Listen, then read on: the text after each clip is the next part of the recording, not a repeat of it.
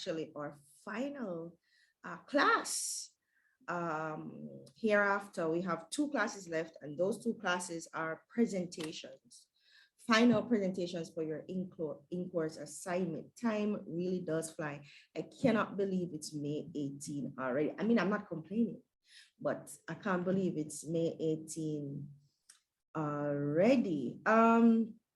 We have a special guest presenter today, Reagan Daly. Reagan is going to come and talk to us about reputation management. And so this morning, I'm going to start with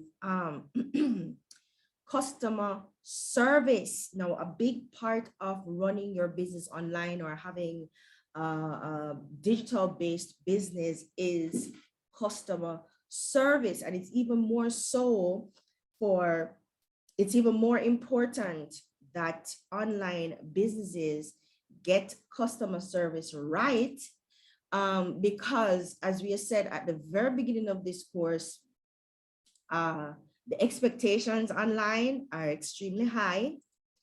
And if you're not doing it right, your competition is gonna do it. People don't have time because they have options. And because they have options, people are not going to suffer through bad customer service if they don't have to. And for sure, given that we are in a market that is plagued by bad customer service, any improvement on what typically, I should say typically, because there are some really good exceptions, any improvement, any improvement is a massive improvement, right? So if you can get customer service right, then guys, I just remember that I did not add something to this slide, so I'm adding it as we speak. If you can get customer service right, then you can really position yourself to be able to stand out among the competition, right? All right, guys, let me just quickly. So in the last couple of days, and I do believe this is the universe giving me a nod of approval, yes? Over the last couple of days, there has been a TikTok war brewing, and it has given me the best opportunity to talk about responding to negative feedback as a brand or a business. And I just had to had to talk about it, right? So that's what I'm putting together here, because I just saw this morning. And I was like, oh my God, perfect opportunity, because we're also going to be talking about today how, as a brand or business, small brands and businesses especially, how you respond to criticism or bad or negative reviews online can make or break your business. And the thing about being online is the criticisms, the reviews, they come quick and fast. They're almost in real time. So there's not a lot of flexibility in terms of trying to get in front of it, to try to, mitigate.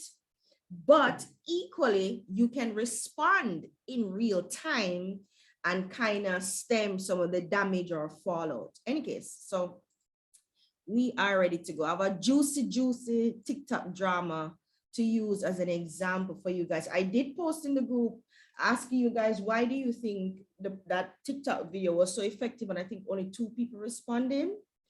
Not sure what to make of that, but yeah. Anyways, guys, I was stalling for time. I'm ready to go. I'm ready to go.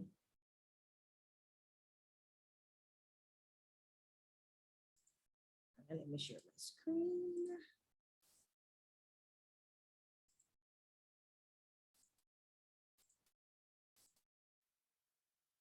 All right. So Right. As I said, we're talking about customer service this morning, and we're especially talking about how to put together a really good, or really what we're talking about are what are the foundational things you need to have as part of your operations, as part of your marketing, because customer service, a good customer service provides you with really good marketing, right? It can be a really effective marketing tool and branding tool. Remember, talk about branding and perception. So having a good customer service apparatus built out can be really good in terms of marketing. But what are we talking about when we talk about customer service? Well, I found this extract from a research paper by, I want to say Jean Kim. I may have mispronounced that. And the paper is called The Link Between Service Quality, Corporate Reputation, and Customer Responses. And this is the reason why we're talking about, this is one of the reasons why we're talking about customer service as well. Customer service goes towards your reputation. It can help you build your reputation as well as it can mash up your reputation, right? And so in many ways, whether it's building, developing brand perceptions, whether it's marketing, it's reputation, all of these things are affected by the experiences that your customer has with your business. And Jean Kim says, what people know or believe about an organization is critical to their responses to that organization. So if you feel, and it goes back to feelings, and what you know, and also how you feel, that this organization is anti-Black, or this organization is anti-women, or this organization has some very misogynistic undertones, or whatever it is, that can affect how you think about the organization. In fact, in your mind, it can help you define your relationship with that organization. So you can choose, you don't know if the product is good or not, but you just know that something off about this. I don't like how this commercial sound. I don't like this. I don't like this. I don't think this is meant for me, or I don't like how I don't like who they represent. I don't like who they sponsor or support. I don't like the influencer they are using. And so you decide without ever having interacted with the organization that no, it's just not for me, right? So what organizations need to do in order to have favorable customer responses and manage these relationships with their customer is that you need to know why people feel the way they feel about you. You need to know what they are saying about you, and you need to know how people are reacting to what they are saying about you. It is absolutely important that you, that's one thing you can actually get in front of. You can find out online, and it's easy, just Google your name or search your name on any of these social media platforms, or search your app or search your product, and you're going to find people talking about this, right? And in essence, this is what we call customer sentiment. You need to understand how the sentiments that are around your brand, your product, because that is all built up. That's all built on how they feel about you and what they think they know about you, right? So you need to know if the sentiment, if customer sentiment, or if the audience sentiment, because remember, some of these people may not be your customers yet, right? This is lead generation. You've not yet converted them. In fact, they may just be coming across your brand. So you need to understand what the customer sentiments are that is good and not good, because you can't just pay attention to the good stuff and not the not so good stuff, right? So this raises issue of companies needing to understand how customers construct perceptions of them. So you need to understand, and that is going to be based on a lot of things. It's going to be based on culture. It's going to be based on location. It's going to be based on the market or the industry you're in. It's even going to be based on how people view your competitors, right? So there's a lot of things that go into constructing a perception about somebody. And that is why you as a small brand or business, when you're thinking about even starting your own social media pages, you have to start conditioning people to come on board, right? Come on board your brand or your business train, to start thinking about your brand or business the same way you think about your brand or business, or even a better way, right? So that's a part of what marketing does, especially that's a part of what marketing does. But branding has an especially important role to play in developing perceptions around your brand or product. A perception could be this brand is a luxury brand, or this brand is for people who earn over a certain amount of money, or this brand, because it's cheap, it may not be good because it's too cheap, things are too cheap, so it may not be good. So you don't trust the quality of the thing because it's cheap. And you automatically think that if it's more expensive, then the quality is better. That's a perception that we have. What are some other perceptions from your own experience? What are some other perceptions that we have formed, like general perceptions that we have formed about a business? I know one of them, especially in Jamaica, is that foreign products are better. That's one perception that we have generally. Foreign products are better. Any other perceptions that you guys can think about that you have formed about companies? I think in the last class, Shauna Kay said that she likes IKEA even though she has never bought an IKEA product, right? Because there's some perceptions that she has built up around that particular brand. We talk about grace symbolizing quality. That's a perception that we have. And it's a part of our experience with the brand as well, right? You don't really hear anything bad coming out about grace.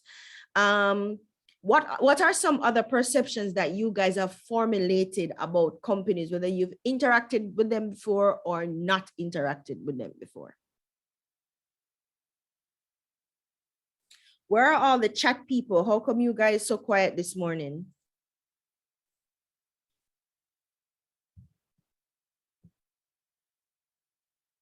Guys?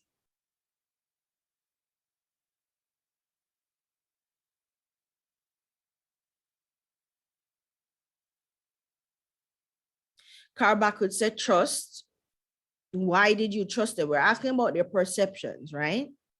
So when I'm talking, as I said, we're talking about how people think about your brand and feel about your brand.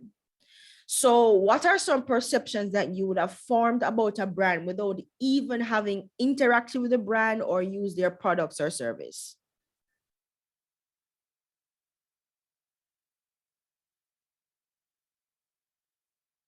Flow Internet is horrible. Okay. Have you ever used Flow Internet, Claudia?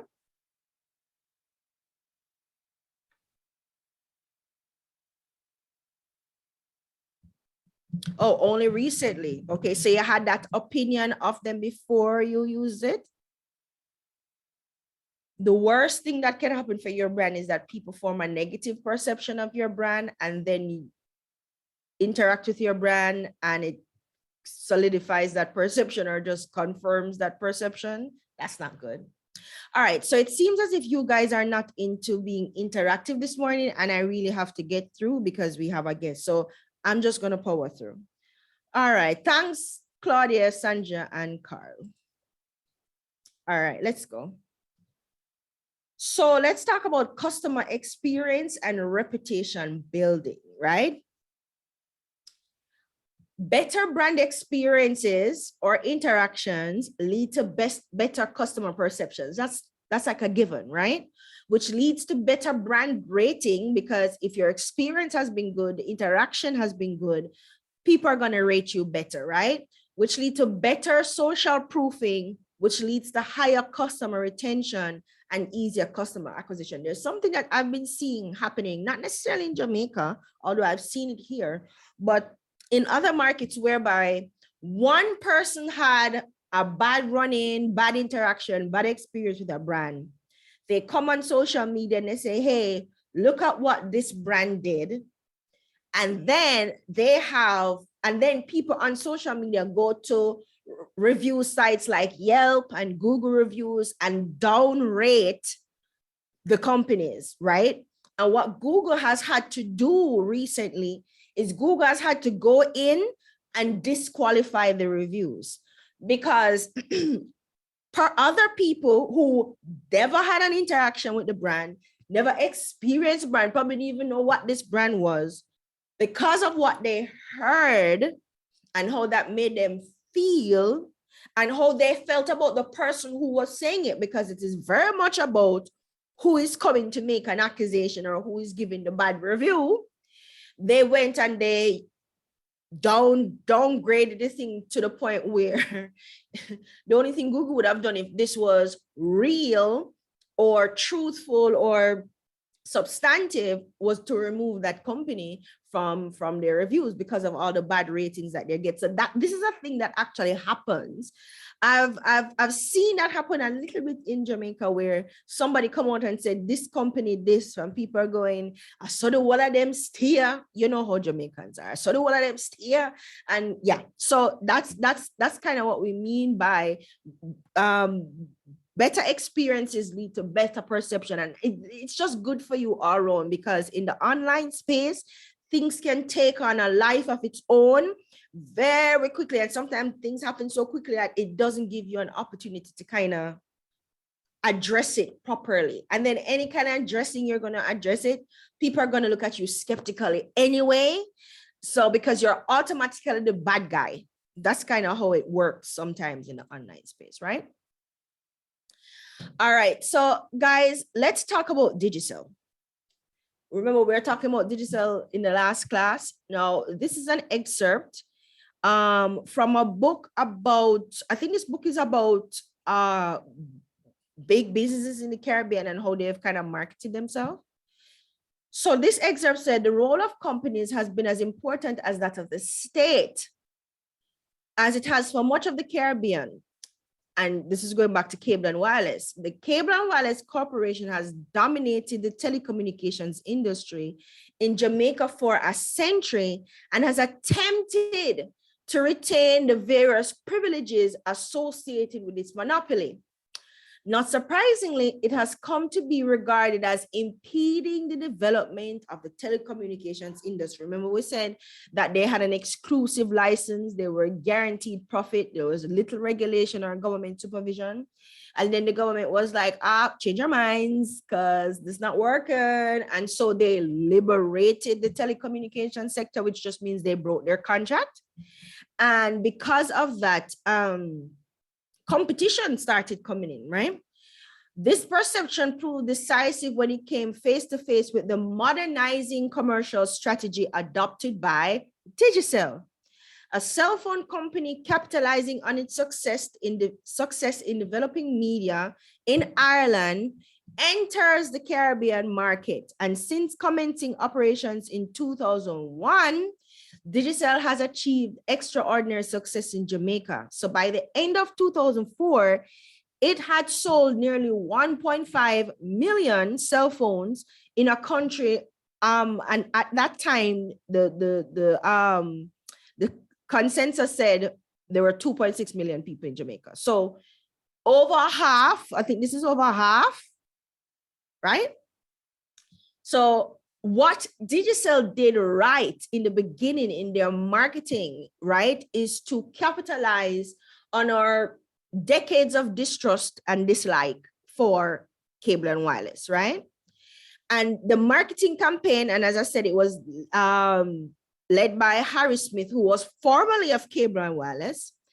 He used, when you're coming into a market as a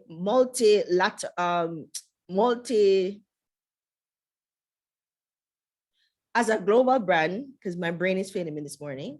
When you come into the market as a global brand, especially when you're trying to enter a new market and the culture and the traditions are so vastly different from where you're coming from, when you do things like use populist images such as Rasta or Roots colors, when you sponsor sports and entertainment, which are two really big industries in the market that you're going into, when you do TV and when you give money to sports teams, and when you give vendors or higglers, you know, these stand things that these vendors and higglers use with the big Digicel branding all over it. Digicel has a thing where they plaster their physical brand everywhere, right? You cannot miss that it is Digicel, right?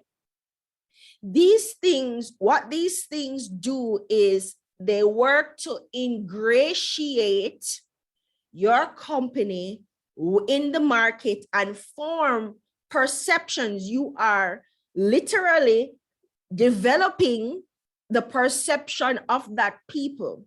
And what you're doing is you're doing a thing where you're hiding behind that perception.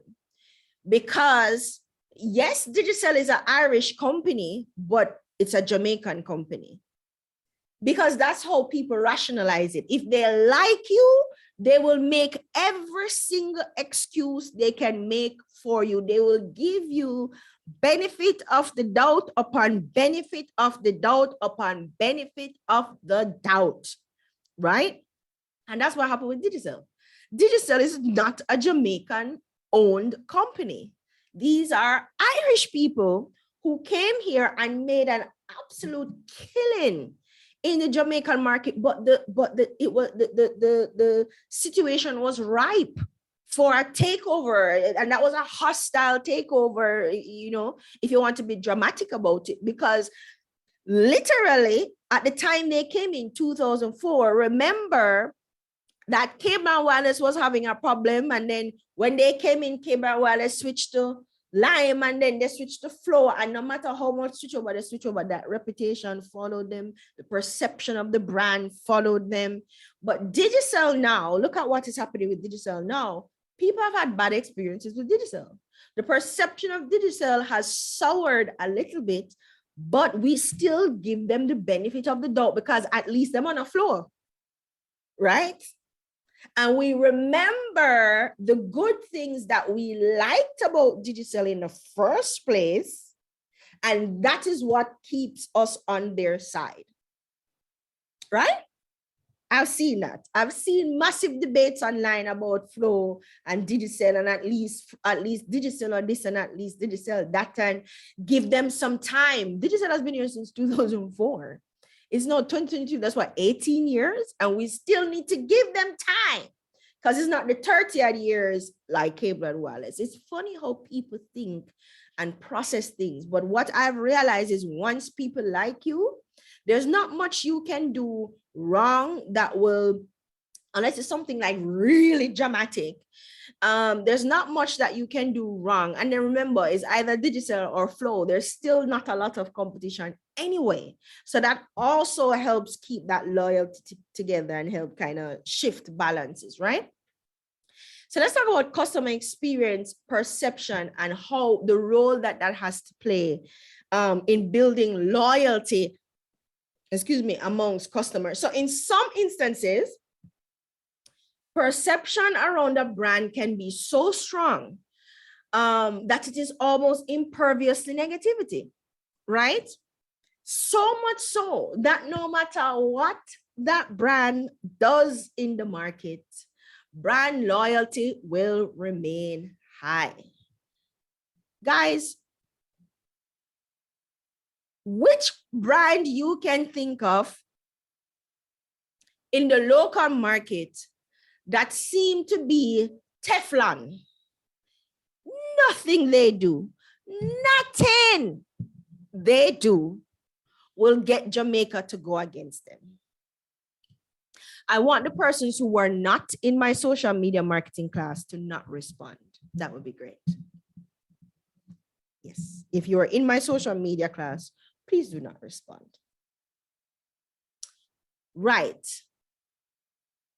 All right, so you guys survives cartel. Well, that is actually true. That is actually true. The Toro people, I think the Toro people, is not a matter of staying loyal. It's a matter of you don't have much of a choice. At least you feel like you don't have much of a choice. It's just the easiest route to get to where you want to get to. But Anya Jean, and this is going off on a tangent. I see Jamaicans complaining about toll. You know, so when you go far enough to pay a toll to ride, and it's more expensive. If you look at what the equivalent is, it's toll not cheap for keep and maintain. So yeah. People will always bawl about how KFC keeps raising their prices, but the lines at KFC, yes, guys, the company I'm talking about is KFC. What I want to read is hilarious thing from this college student. She said, as of December 17th, 2019, KFC Jamaica has increased their prices numerous times this year. As we acknowledge rising food prices and other produce around the world during these difficult times, economic times, it must be acknowledged that KFC Jamaica is the one of the most profitable companies within Jamaica. True. Millions of customers pass through their doors just to get a whiff of the succulent, expensive chicken over their secret herbs and spices. KFC is hurting our pockets and moreover us mentally as we suffer through withdrawal, unable to afford their food. A price increase put upon us is unjustified.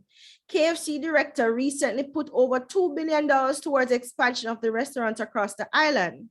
In 2015, KFC Jamaica collected the award of highest transactions within the Caribbean and the Latin American region from their parent company, Yum. As a student of the University of the West Indies, KFC has been both boon and savior to me. It is arguably the most popular place on campus, boasting more attendance than most lectures.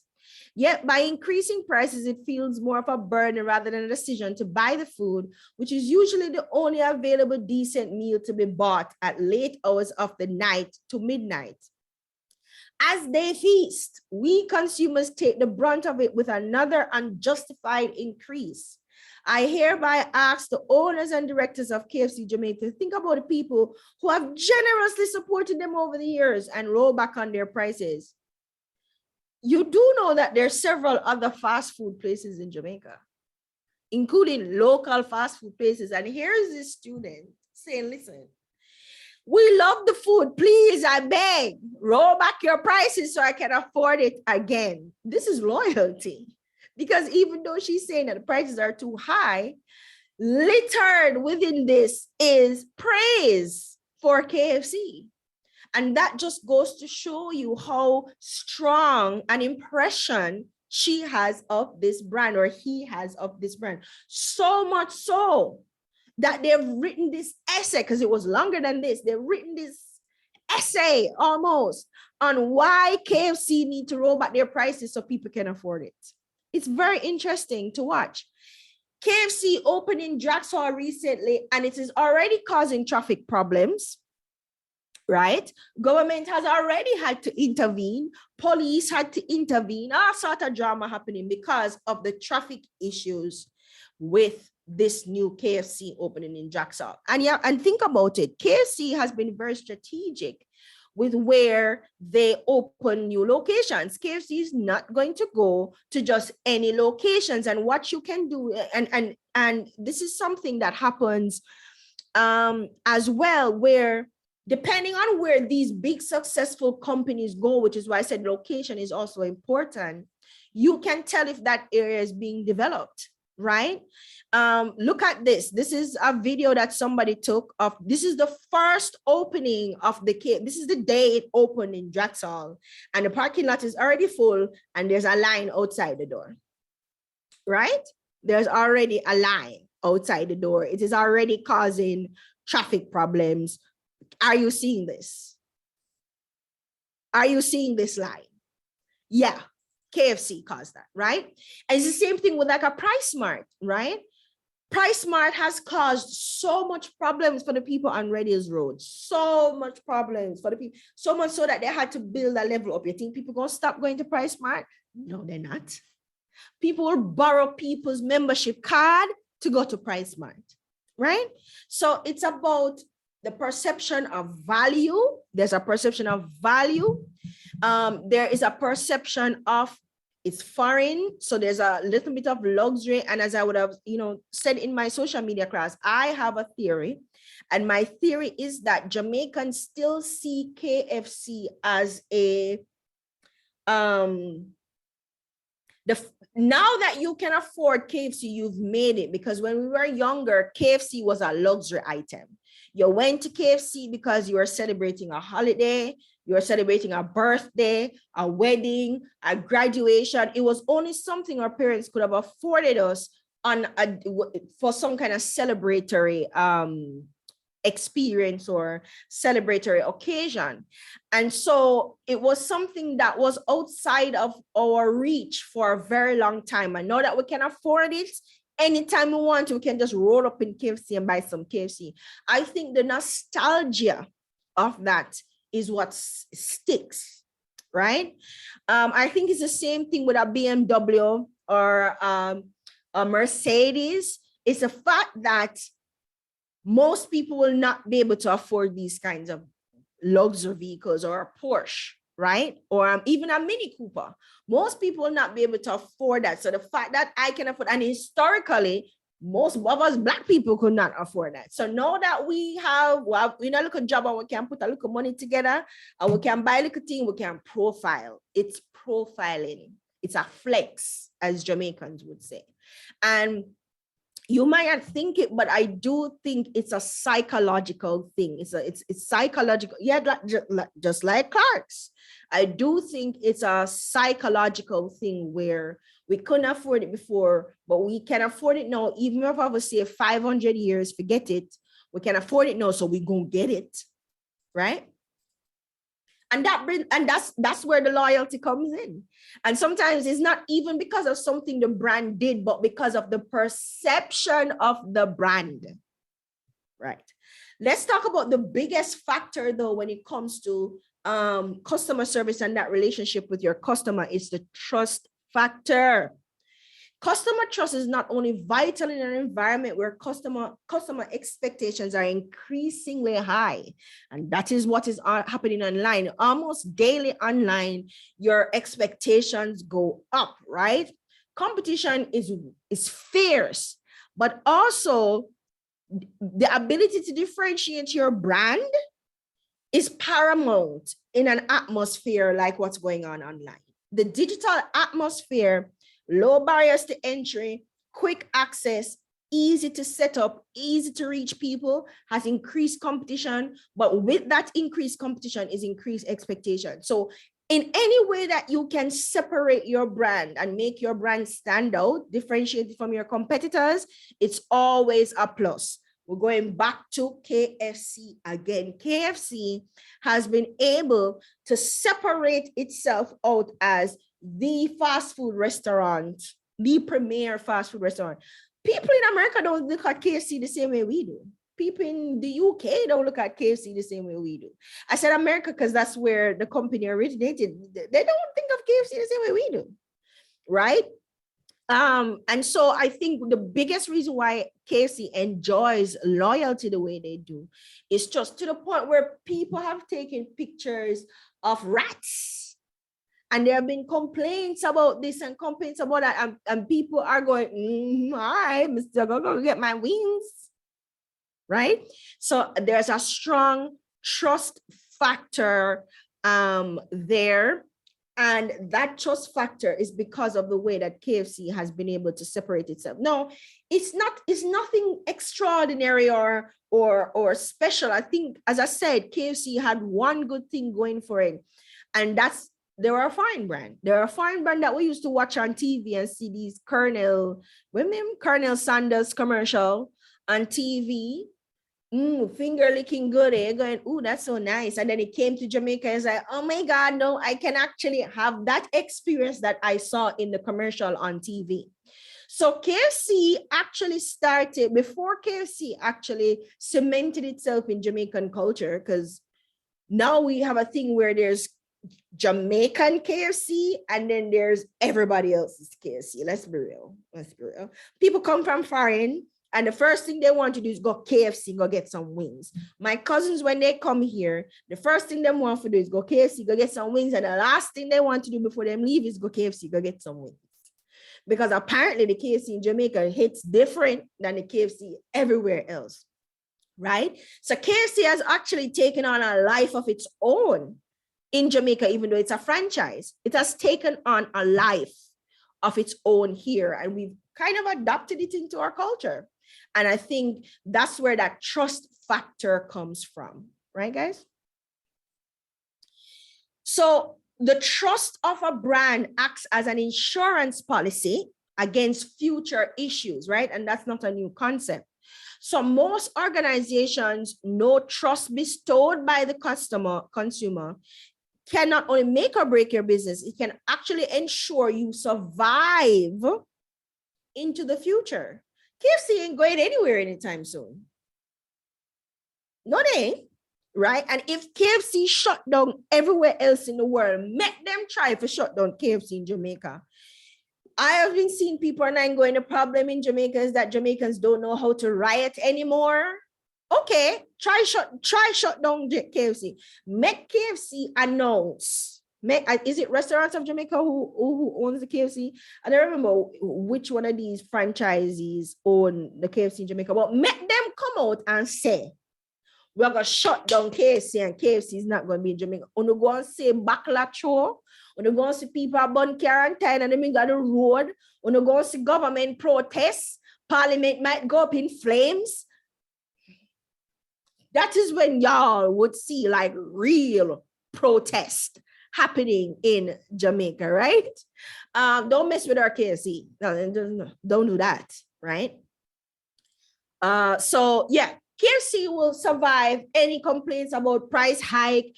KFC will survive because they have trust and they have loyalty. That alone will make them survive, right?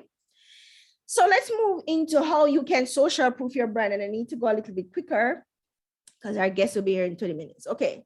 So what is social proofing? How do you ensure that your brand becomes bulletproof online, right?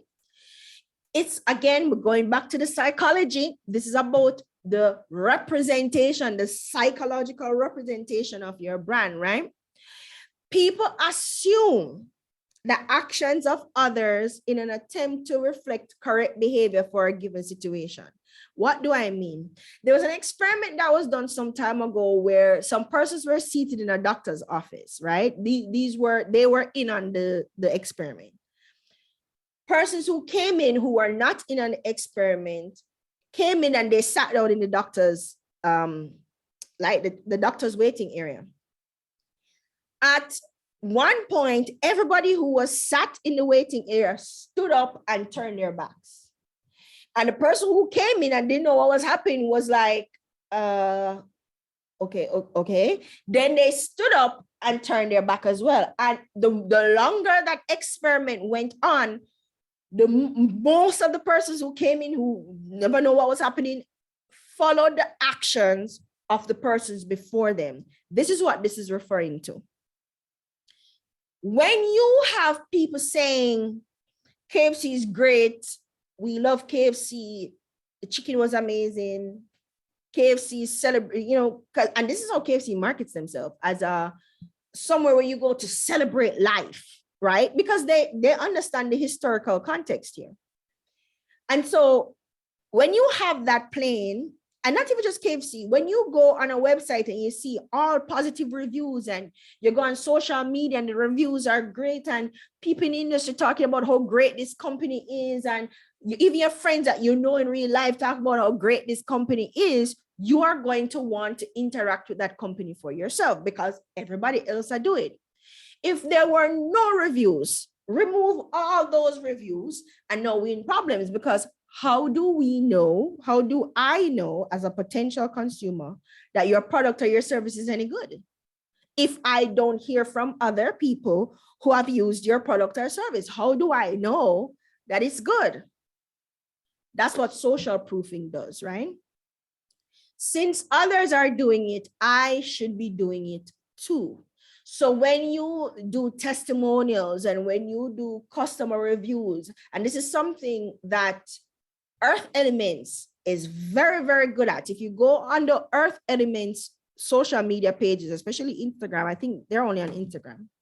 They do a lot. Most of their content are customers using their products and giving a great review. That's most of their content. It's user-generated content. It's the same thing with GoPro. GoPro don't need to make one ad. GoPro don't need to post nothing to them social media. Why? Because user-generated content. People using GoPro is enough of a recommendation in and of itself, because you're seeing these cool, absolutely amazing shots and videos. You're going, oh my God, this product is amazing. I need it. Right?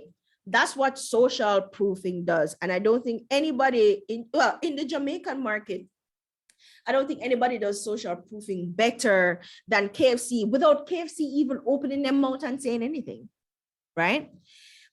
It's called a herd mentality because decision making becomes credible and validated through the behaviors of others. And this, I'm so excited to show you the videos in a minute.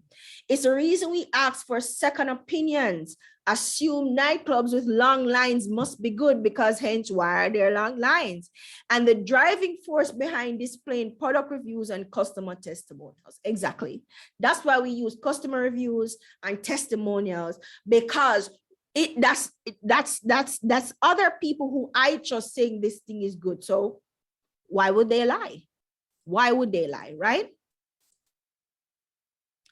Online social proofing. Now, I actually don't know if this is real or this is fake, but Amazon reviews, I don't know about you, but when I'm buying a product off Amazon, I look at the product, this looks nice, and then I go straight to the reviews, because I ain't spending money on something when I'm good. So I go straight to the reviews. So Amazon reviews have probably been one of the things that grew Amazon platform the most, right? Because now they have a space where they can come. And notice it says reviewed in the United States. So Amazon will tell you where the persons who are reviewing your stuff is from most of the time, because sometimes it says anonymous.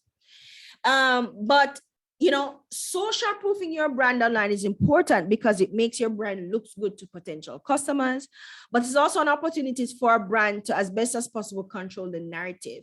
Now, social proofing can happen many ways, but what I don't hear a lot of people talking about with social proofing is how your community can actually help social proof your brand. Because if you have a big community, and they're all rooting for you, they're very interactive, they're very communicative, they're talking about you, they're sharing your stuff, that's the best social proofing, right? So, Amazon, this customer says, I bought this eyeliner, and the first day I worked, I found out my boyfriend of 5 years was cheating on me, and I cried and cried and cried and went to the bathroom to make sure that my makeup streaks were wiped off my face, but it was still completely perfect. Through all the crying, it stayed in place. So thank you for making an eyeliner that's more trustworthy than a man. This is a great review. It's funny. It's relatable. Everybody knows that when you're wearing makeup and you cry, you tend to have that streak, especially if you're like wearing eyeliner and stuff. You have that black streak running down your face, right? And I didn't, because this eyeliner is waterproof and it was amazing. You can't get any better review than that. Not even a company could put out anything better than this. Now, as I said, I don't know if it's real or not, right? So there are several types of online social proofing. You have client and affiliations. And that's when you're saying, well, oh, we've worked with Facebook, right? Facebook has been a client of ours. If you are a company, if you are a software development company, or if you are a marketing company and one of your clients is Facebook, that means you're big up there. Yeah, you do things, right? Testimonials and reviews, as we've said, awards and accolades, the recognition of your peers in the industry that you are in is the best social proof, because here are other people who understands this market or industry better than the layperson, and they're saying, yeah, man, this good. Can't get any better than that. especially if it's like an industry standards award, better. Case studies, when you have people going, yeah, man, I used this and this was great. And if it wasn't for them, I couldn't have done it. User-generated content that we talked about before with GoPro and Earth Elements. Your customer base, right? Just your customer base in general, going around and telling people that I had this amazing experience or this amazing product. And of course, your followers and your engagement. And this was we did this exercise where we went on this website, and what I wanted you to do was pick out all the different types of social proofing you saw, but I have to move quickly, so I'm just going to run through. So here we have, as we said, the clients and affiliations, right? So we've trained Apple and Shopify and Netflix and Spotify and all those good stuff, right? And then when you come down here, you have the industry awards and the accolades right here. And then they're hiring partners. And if you notice, Yelp, Red Bull, Adidas, Bank of America, Facebook, Johnson & Johnson, right? And if we scroll down, this is also a form of social proofing when you're talking about, we have trained 100,000 professionals around the world. Now, I brag that I have personally either developed courses or personally delivered courses that has trained over 5,000 persons in Jamaica and the Caribbean. This is 100,000 across 100 countries. That in and of itself is social proofing. It means that it's trusted globally, right? Then we have the case studies, the student success stories. And then here, so we'll have now, so up top was the clients, now we have the affiliates, right? So Wix teaches for us and Affinity teaches for us, and they just have an NS. This is the name drop. This site is just name dropping left and right. But the takeaway from all of this is that we are good at what we do. We're the best at what we do. And that is why all these top-notch global world-renowned companies come to us for training. That's pretty much what this is saying, guys. Let's move through quickly. Guys, negative feedback is a double-edged sword. It can be actually good for business, as well as it can be bad for business.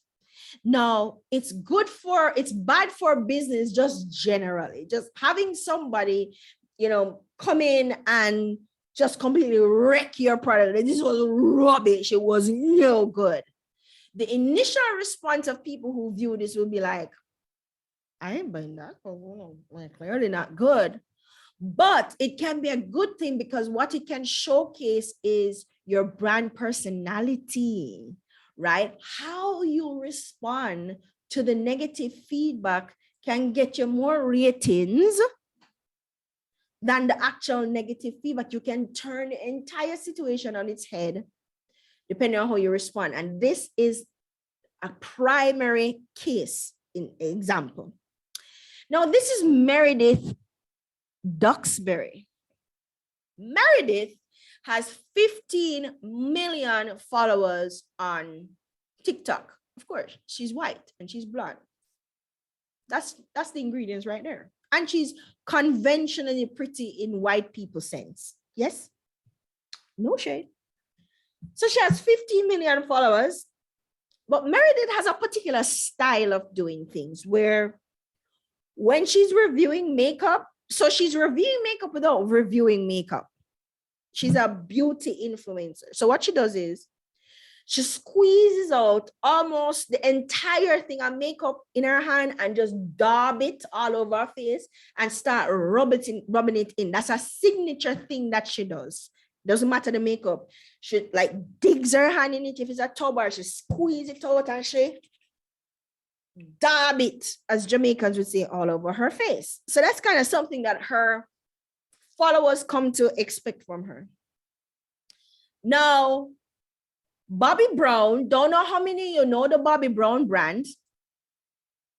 Don't know how many you know the Bobbi Brown brand.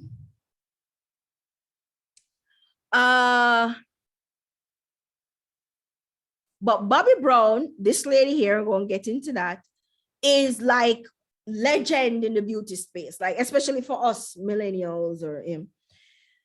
The Bobby Brown makeup brand was like big.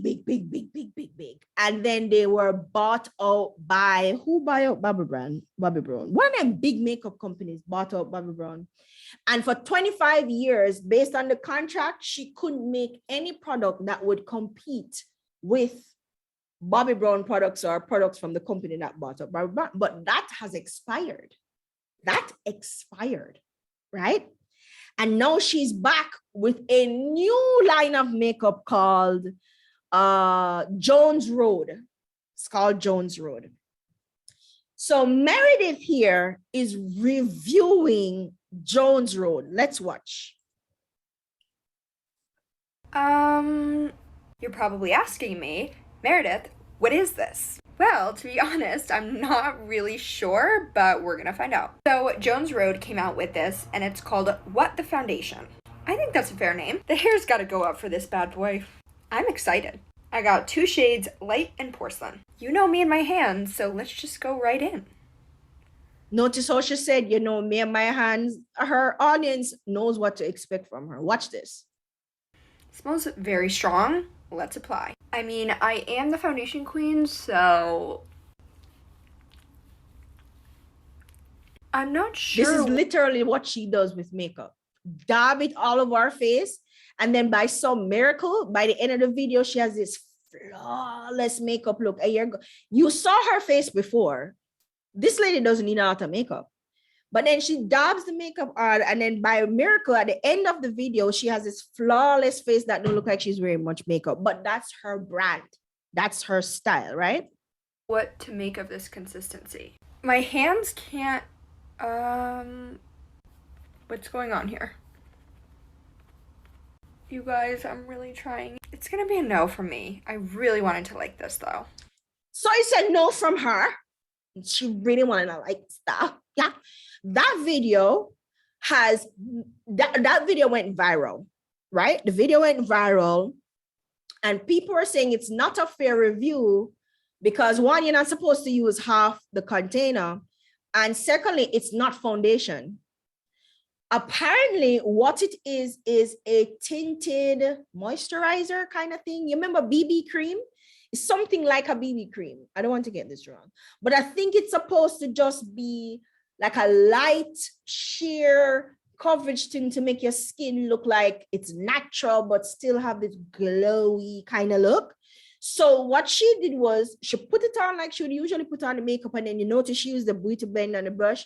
You're not supposed to use a beauty blender and brush. Nobody use beauty and blender and brush with moisturizer, right? So people, and because the video went viral, a lot of people who didn't know who Meredith was jumped in and was like, no, not a fair review. Because if you go back and look in the comments, people are like, oh, you guys are new here. This is what she does. You're new here. And person's like, new or not new is foolishness. She dig your hand in there and just plaster it on. That makes no sense. So Meredith says, okay, let's give it another go.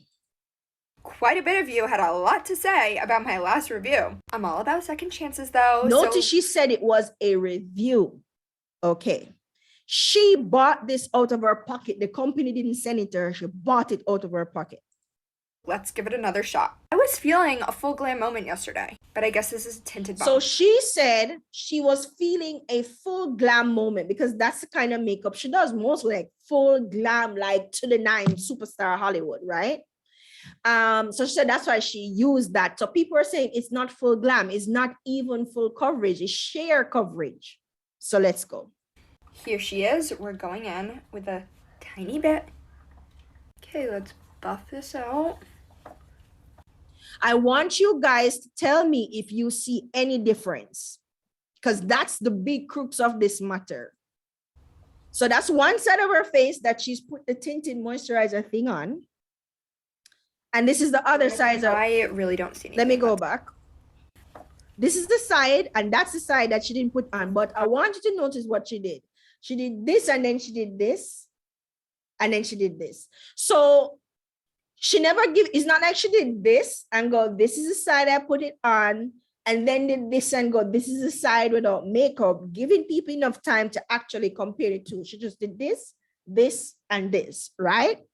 I really don't see anything. Let's go. And then she went back and tried to use a brush side with with, again. and this is without. To be honest, I really don't even see a slight difference. The smell is also very overpowering. Do you guys see a difference? I don't know. Let me know in the comments. Personally, I saw a difference. I thought the side over here looked smoother. I saw the difference. And a lot of people in the comments were like, we don't trust you now, because apparently you just really wanted to hate this makeup. There was no reason. There was a clear difference in your face. And then her followers like, there's no difference. There's no difference. Leave Meredith alone, right? But then, guys, this is where it got juicy. I live for TikTok beef. This is where it got juicy. Bobbi Brown herself responded. No, it's the only person I've ever really seen do this is like Rihanna with Fenty, who like will directly respond. Big beauty, makeup brands, they don't really respond. Bobbi Brown, remember, she just launched this new brand.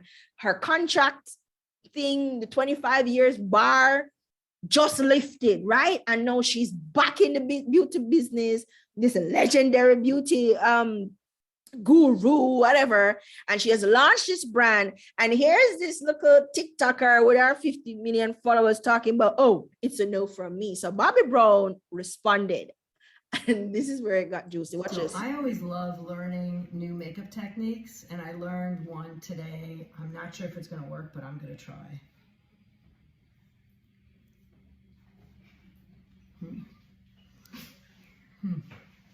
Didn't really work. That's all she did. She didn't mention Meredith's name. She never said anything. Guys, TikTok is a mess, because people are like, oh my God. But first of all, Bobbi Brown responded herself, right? That's one. And two, she never had to do anything. All she did was mimic this person who scoop out the thing and put his plastic all over her face. And the comment section went wild. The marketers on TikTok are like, oh my God, we can't believe. And there's a debate now on whether this is negative feedback or no, sorry, there's a debate now on whether the negative feedback was, if the response from Bobbi Brown was warranted, and if the feedback was actually really negative, and if Bobbi Brown did the wrong thing by responding the way she did. Personally, I thought it was a perfect response, because what she did was show the ridiculousness of how this person went and used her product. Clearly, the person used the product in a way it was not intended to be used. So when Bobbi Brown come out and go, yeah, okay, I guess this is a new way of doing makeup now, with just scoop it out and plaster it all over her face, Meredith has not responded. I don't think Meredith should respond. What are you going to respond and say? Right? So people are doubling down, like, you see, this is what we meant. You were not fair in what you did. This is not how you properly review a product, right? So listen, guys, maybe because you're not in the beauty space or because you're not in the TikTok space, but TikTok is going mad right now. And I think we needed a break from the Amber Heard and Johnny Depp trial. And this was the break we needed, because marketing Twitter is going crazy. Branding Twitter is, I keep saying TikTok is going, well, it has reached on Twitter now. In fact, it's in the papers now, right? Because one, these brands don't usually respond. And secondly, she's using the same medium that the reviewer used to respond indirectly to the reviewer, but everybody knows who she was responding to, right? So it's, as I said, guys, it's her thing. That's kind of how she does it. And I said, so quite a bit of you had a lot to say about my last review. I saw Miracle at the end of her video. She usually has this flawless makeup look, right? It's her shtick, right? It's her marketing gimmick. So guys, depending on how you respond to negative feedback can make or break your business, because this is the general sentiment from most people. Oh, well, I'm going to try it now then. You have convinced me to actually go and try it for myself. because this massive divide where persons are saying it's good, some persons are saying it's not so good. Most of these people have never even used the product, right? But people are now going, okay, well, I'm going to go buy it now and test it for myself because I have to get in on whatever this thing is, right? So your response to I think the response that the way Bobby Brown responded actually helped her business. It helped push her brand out there. And this is the mastery of what she did. She piggybacked off of the popularity of Meredith, who was really trying to shade her, to get more views on her product. And she's now riding that wave, because now that this is a massive conversation on TikTok and people are going to go, oh, I'm going to definitely go and buy. Literally, that was a sales boost. It was a sales boost. Now, I am of the mind, somewhere in the back of my mind, I think this is a marketing stunt. Somewhere in the back of my mind, I think these two are working together and that this is a marketing gimmick. I may be just too skeptical. I may just be too skeptical. But the timing and it's too perfect. It's too perfect. The universe doesn't align like this for everybody. I'm just saying. But I'm particularly skeptical about social media marketing, especially on TikTok. I think a lot of it is staged. Anyways, so responding to negative feedback, right? A bad or negative review can spell disaster for your reputation. It can also be an opportunity to demonstrate your brand personality and character, which can endear your brand to existing and potential customers, right? And so here are some of the do's and don'ts when responding to negative feedback. Do drop a very high, we call highbrow shade, like Bobby Brown, right? First, do respond in a timely manner. Don't allow it to sit out there and fester. So Meredith posted this video on the 5th of May, and then Bobby Brown responded to this video like a week later or something like that. Or like 2 weeks later. I think it was 2 weeks later. And that's another reason why I think it's a little bit staged, but I would have to explain that to you together. Anyways, address the customer by name. Well, Bobby Brown didn't do that, but she didn't need to, right? Like when you're responding, address the customer by name. Apologize. It's not gonna hurt. Apologize. Sympathize with the customer. I'm sorry, this was your experience. I am sorry you didn't enjoy the product, that kind of thing. Assure action to address the situation. Timely follow through, because I can't tell you how annoying it is for them to say, yeah, man, we're going to check on something for you. We're going to call you back. 20 years later, not a call back, get, right? And try as best as possible, make it right. You have companies where not only would they address, for some reason, I feel like something is in my eye. Not only would they address the situation, but they will offer you a discount. If it's a hotel, they offer you a free night stay or something. That's their attempt to make it right? Now look at this from Flo. Good morning, guys. Why do I keep getting this when I try to make a call? It's been happening for a full week now. So above this was a screenshot of my phone. Hi, thank you for making contact with us. They apologize for the issue being experienced with your mobile and the delay to respond. So they're apologizing because this was November 25th at 9:49 a.m. and they responded roughly 2 hours later, which I don't think was bad, right? But they apologize for the issue. They apologize for the delay. However, and they're happy to help. Please share your mobile number with us so that we can check on this for you. So I did. Thanks for advising. And then this is where it went off the rails for me. They went into this generic did you turn off your phone? Did you turn your phone? Did you turn your phone sideways? Did you flip it upside down? Did you shake it a couple times? Did you shake and not stir it? There was a specific problem. I told you there was a specific problem. I know you're going to ask me, if I put my thing on airplane mode or if I disabled airplane.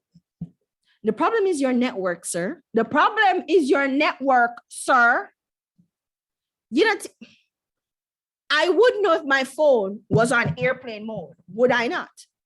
First of all, my phone, when it's on airplane mode, the only call I can make is an emergency call. Clearly, I was trying to dial a number. So this is kind of where it went off for me. I didn't respond to this because this doesn't make no sense, right? So another issue is when you have customer service people who are only trained to respond a particular way based on some script that you've given them, it can be frustrating and annoying for customers as well, because they have a specific problem that your customer service people can't fix because that's not the script that they have. And this happens a lot with BPOs. It's not the script. It's not in the script. And you don't allow your customer service people the freedom to actually ascertain what the specific problem is and address that specific problems. They have to go through all this long line of things that you give them to that. At the end of it, the customer don't feel satisfied that you've actually seen them or heard what their specific problem is. And that's not a good way to respond. What is negative feedback or is a problem a customer is having? How not to respond to negative feedback? Literally just do the opposite of what JPS does. And then we could just end there, right? So Shorty says, since it's clear that the paying customers are carrying the burden of the fees, why not turn the focus on those who are not paying? You have been trying for years and it's hard. Incentivize those who reveals, I think that means the electricity theft. You did that? JPS says, a lot of methods have been employed to battle electricity theft. And whilst we hear your suggestion, it's way more complex than it seems. Is it? You're the only utility, you're the only provider of electricity in Jamaica. JPS has been here for how long? And you're telling me that you just can't figure out who's stealing the electricity and where they are, even though we're all zoned? You don't know which zone has more electricity theft. They not spike by your chats. Okay. There are entire communities that are not legal customers. So you do know. You do know who these communities are. Do we go in and remove all their connections and destabilize homes? Well, you do. You already do go in and cut people's light off. This is something that is kind of what you're known for. So this is the thing. And this was a back and forth that went on with JPS because JPS had time that day. And they were just like responding to everybody. And at one point they said most Jamaicans are thieves. They were just, and it's not that we're just stealing electricity, we're stealing flow and we're stealing internet and all these things. They let us have it that day, and the backlash. Woo, let me tell you something. If there was competition, JPS would have probably lose all them customers that day because people are like, we are not having this. We are not having you come in here and slander us like this, right? So it was a pretty bad way to respond, right? So ignoring feedback, being confrontational, which is what was happening with JPS, right? Being confrontational, not addressing the specific issue. JPS skirted around this issue so many times in this conversation.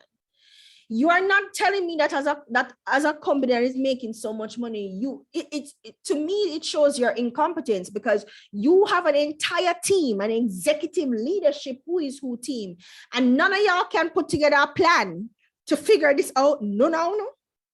Nobody. Okay. They discredit the customer, which is what you saw happening here. A lot of discrediting happening. We're making suggestions and they're going, no, that's going to be too complex just because you don't understand. Never mind, poor thing, right?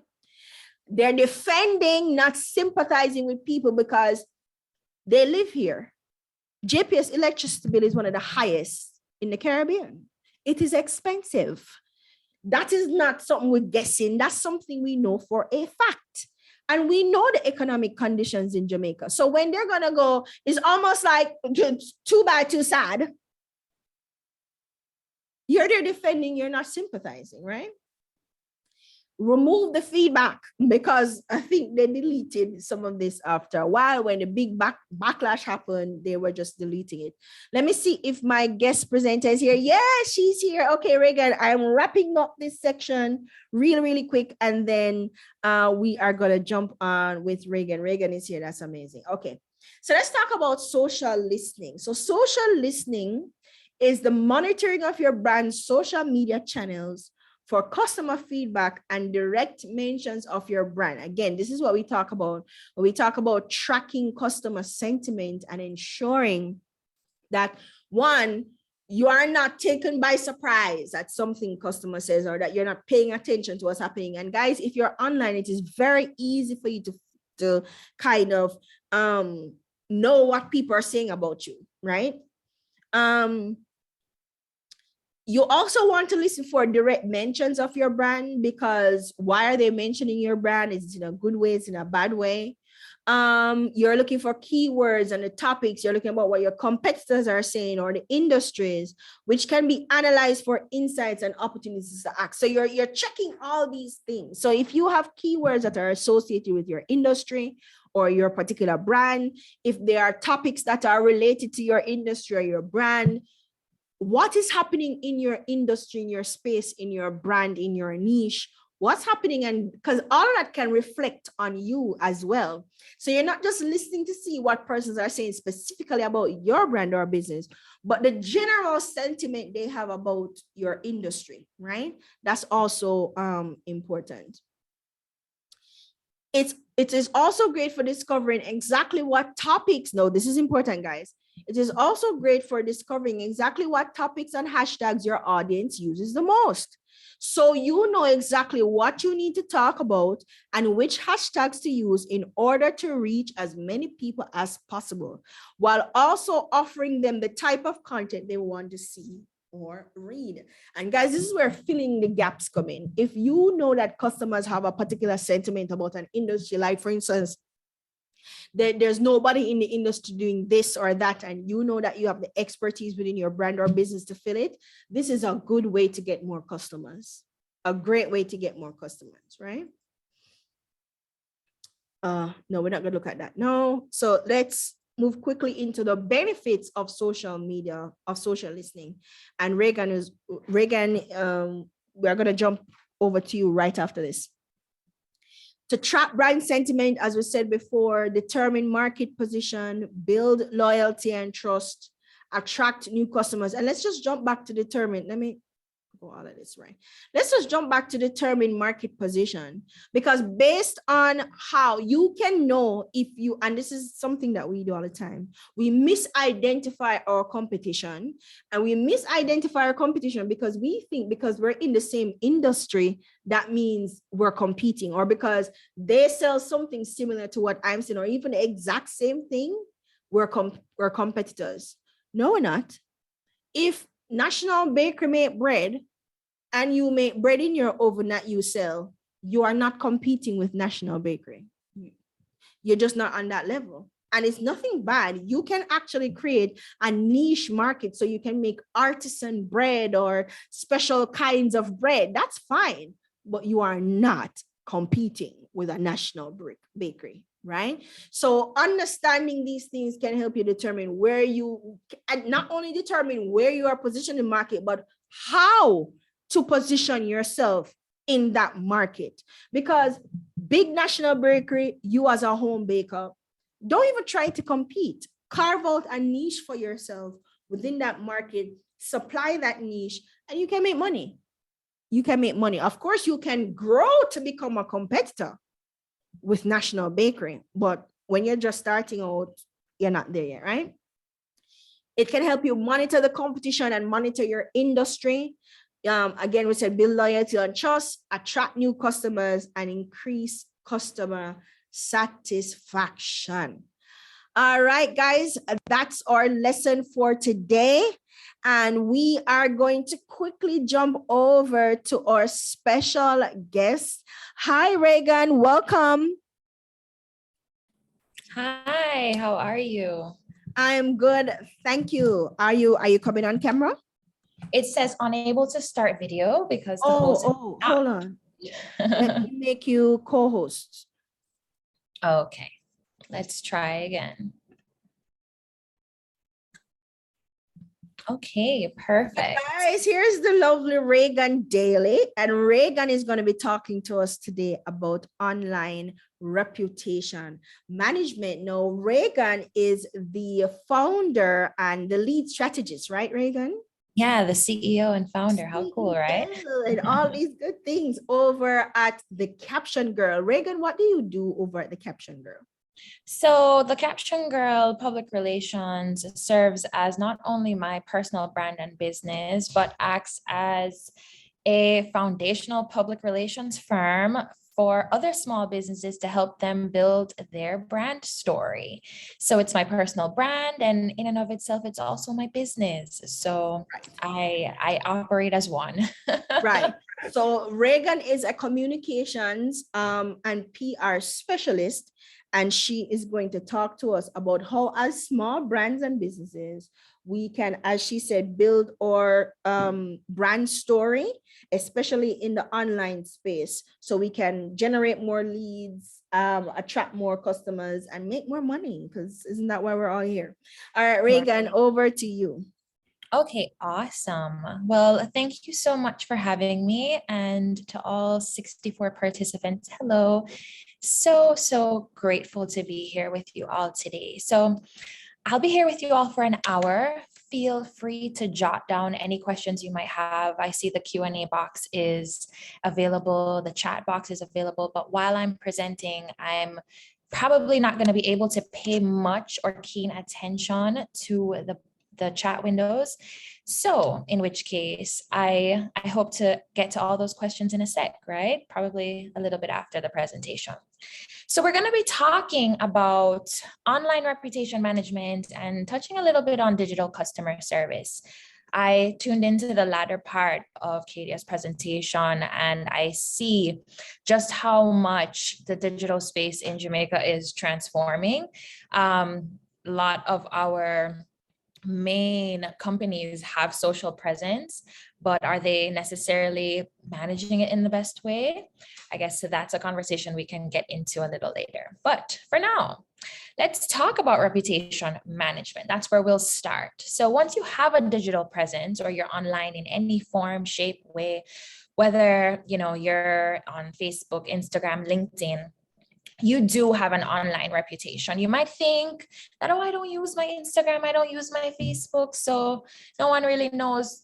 You still have a presence. There is still a reputation to be managed, or the little that people may see on these platforms is what they know. So let's talk about the ugly truth about it, right? When managing your reputation online, there are three things that you'll have to consider.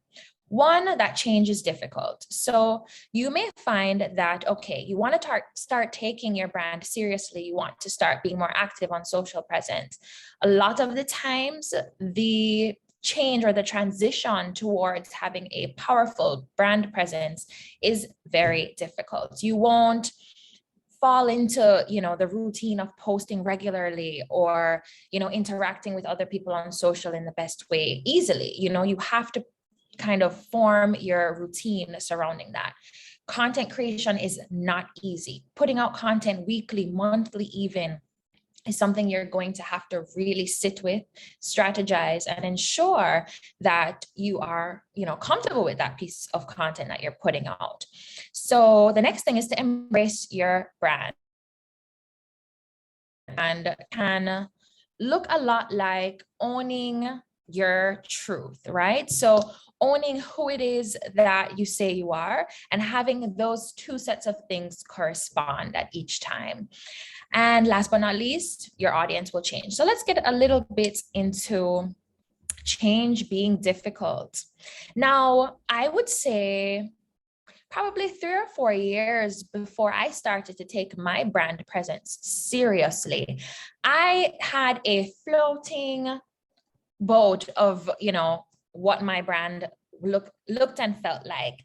So it was more like personal and fun, but no one really knew my business side. No one knew, how well I could articulate. No one knew my capabilities in the world of PR and marketing. And I was like, that's 90% of who I am. And it's not okay that people do not know this. So I had to sit with self and do what I like to call, and what strategists and marketing personnel like to call, a brand audit.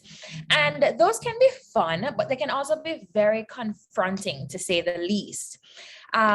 Let's take, for example, back in maybe 2015, 2016, I had a ginormous Twitter following. And that's because the kinds of content that I would discuss and put out there was very like fun and trendy and witty and very entertainment savvy kind of content. But did it align with the personal brand that I was trying to create? Not necessarily. So I had to go through and do like a tweet monitoring and kind of see, okay, what kinds of content am I putting out here? Does it align with the brand that I am trying to create? Which is why I can say change is difficult. But that does not mean that in auditing your brand or your personal brand that you need to be a completely different person. There's absolutely no need for that, because that kind of removes the authenticity portion of it, right? So yes, I'm still fun and witty, and I do enjoy a lot of entertainment-based commentary and things like that. But do I necessarily share and engage with it as much? No. And that's because everything I do now reflects upon my personal brand and my business. So I'm carrying two major things in my hands all the time. I like to tell people that in developing a personal brand, you're always on.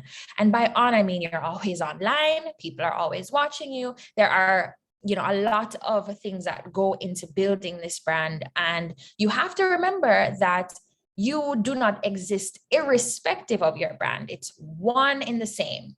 So a lot of the times people are like, oh, well, can't I just get an ambassador? Can I get somebody to represent my brand for me? Yeah, you can. But it takes away the personal side of it and removes that authenticity that people will know and love and share, right? So when people think of the caption girl and the caption girl public relations, they think of me. And so it is important that I carry myself accordingly. I manage my social media in a way that reflects my personal side as well as my business side, and gives a platform in and of itself for people to feel comfortable to engage with me and to work with me with business. So I'm going to minimize the screen for just a second and jump over to my LinkedIn page. So here we have it, the Caption Girls LinkedIn page, my personal LinkedIn page. And I want to dive a little bit into how my following kind of grew over the past year. I didn't start taking LinkedIn seriously until like late 2019, which honestly is not that far away, So right at the cusp of the pandemic happening was when I was like, I guess since we're not going to be in person as much, it is important to have a digital presence, because how else are people going to meet, engage, get to know me? I have to show up online. There are no seminars, no meetings, no formal engagements. So in that respect, the only other way for people to connect would be virtually. And I took that to my advantage. I developed my personal brand in a way where I showed up. And even on days, guys, I'm going to be honest, when I didn't feel like showing up, I still pushed through and persevered, because as we know, being online and being content with self, those two things oftentimes, conflict of interest. Some days are just, for lack of a better word, terrible, just not in the mood to show up online. But sometimes you have to surpass that and do what you have to do, right? Which is why content planning and strategy is so important. Scheduling content in advance. So on the days where you don't feel like being online, you know that the work is still being done, the content is still being put out there. So some advice for those that are on LinkedIn or are in the process of developing their LinkedIn profile. Let us just say that LinkedIn is the space for digital professionals. You want to be known for what you do online, LinkedIn is the perfect place to start, even more so than Instagram, if you ask me. So have a compelling headline, say what it is that you do.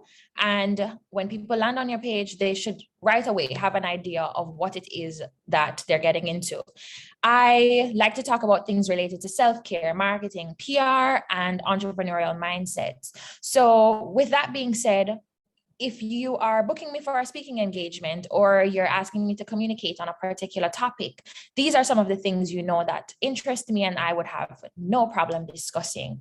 Of course, before I began the world of freelance and being an entrepreneur, which currently reflects in my experience, I worked corporate. So I've worked in agencies, I've worked in corporate environments, I've worked as an intern. So it was never just about the Caption Girl PR. It started somewhere. And that is what people want to know. People want to know where you've worked. What kinds of groups did you interact with? Who were your founding, influences before you started your main career, or before you launched into entrepreneurship. Those things are very crucial. And of course, you go down into your educational background. It's crucial to reflect these things on LinkedIn as it builds credibility, etc.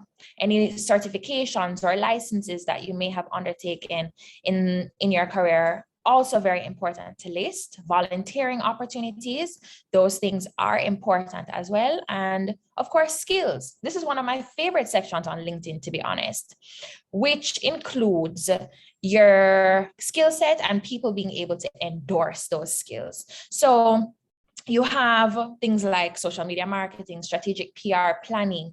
Those, have been endorsed by other colleagues of mine, other LinkedIn friends. So in which case, when you're listing skills, if they're endorsed, then they become automatically a little bit more reputable, and you can list so many skills. I've listed 50 skills. God knows how much I practice these 50, but obviously these are my top rated skills. And last but not least, another very interesting part of LinkedIn, why am I not seeing it here, is it's supposed to be where other people can actually write about who you are. Guess I'm not seeing it here. But yes, you can also invite personnel to comment on, how they interacted with you, or whether or not they find that you're a good person to work with, a team player. So you can actually invite people to comment on your skill sets on LinkedIn as well. So that's a little bit about LinkedIn. Again, one of my favorite platforms, and I encourage you all to either create one or engage on LinkedIn more. All right, so let's continue on. So, embracing your brand. This can be difficult because I know that this might sound touche, counterintuitive. One of the hardest things to talk about is yourself. You can talk about people all day long. I mean, that's why so many gossip pages exist. People have a joy in talking about others, but talking about self, that can be crucial. It can be daunting. It can be scary. But the sooner you start practicing that elevator pitch, and the sooner you start engaging with, okay, who am I? What do I represent? And what are the kinds of content that I like talking about? It's the easier it becomes. And it makes it that much easier for you to, discredit something someone else says about you because you know yourself so well. So I like to say a lot about personal branding and maintaining that online reputation is understanding self, because that is how and where you create from. That is how you engage with others. It comes from a deeper source of self-reflection prior to being able to engage online. So that leads me to a special little announcement that I'm going to show you all. Actually, this is as recent as yesterday. I launched my official website, relaunched. There was a captiongirl.com before, but this is thecaptiongirl.com 2022, brand new and revised. And I figured I would share it with you all. It is a beautiful project that I've been working on. And I figure as much that sharing it with you all will show you how I managed to start embracing my personal brand on a serious level. So on this website, and again, I encourage that if you are starting a small business, if you are, if you have a side hustle that you're passionate about, a website is the way to go. Why do I say this? You do not own Instagram, you do not own Facebook, you do not own LinkedIn. Those platforms are what they call owned media. It's owned by someone. You just have the digital rights, I guess, to a profile, and that's about it. But if Instagram gets up tomorrow and decides, hey, we don't like this platform anymore, we're shutting it down. Every piece of content, all your products that you listed and the price, every piece of service commentary that you had up, it goes. But a website is entirely different because you own the domain. The captiongirl.com is owned by me. That domain is mine. So as long as I'm paying my yearly subscription to have the website up, no one can take it from me. The internet would literally have to crash and no longer exist for it to disappear, right? But again, on owned media platforms like Instagram, Facebook, LinkedIn, just think of them. They're not yours. Those things can go with the wind. So consider investing in a website.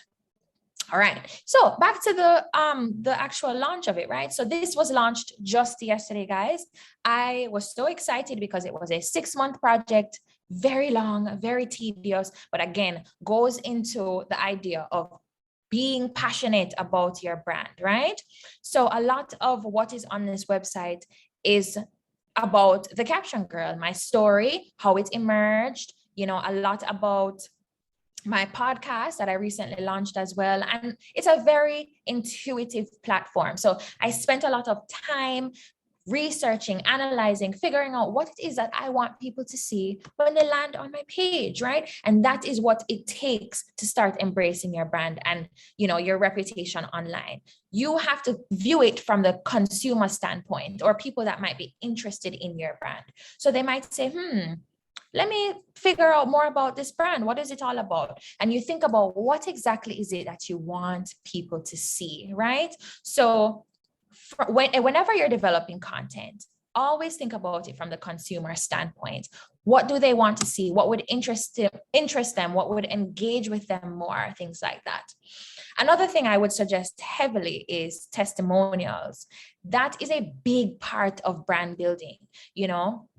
The top set of testimonials you can get are on Google, to be frank. So Google reviews, you get a 5-star rating. Before you know it, you start ranking higher on Google searches, and it's that much more official, right? But nothing is wrong with having client testimonials built right into your website. So that way people have an idea of, okay, who is this person? Are they as reputable as they claim to be? And ensure that these are honest reviews, not just something that, you beg someone to write, because it reduces credibility. You can literally tell when something is fabricated, and you don't want that. When you're building a brand, the good, the bad, the ugly, guys, it all comes with the process, right?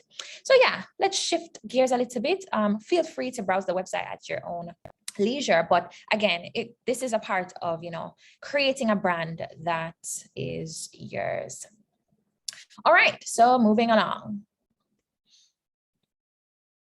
All right, next, your audience will change. So when you're building a brand, guys, at no point in time think that this is a brand that you are just gonna have a core group and that's it, never shifts, never changes.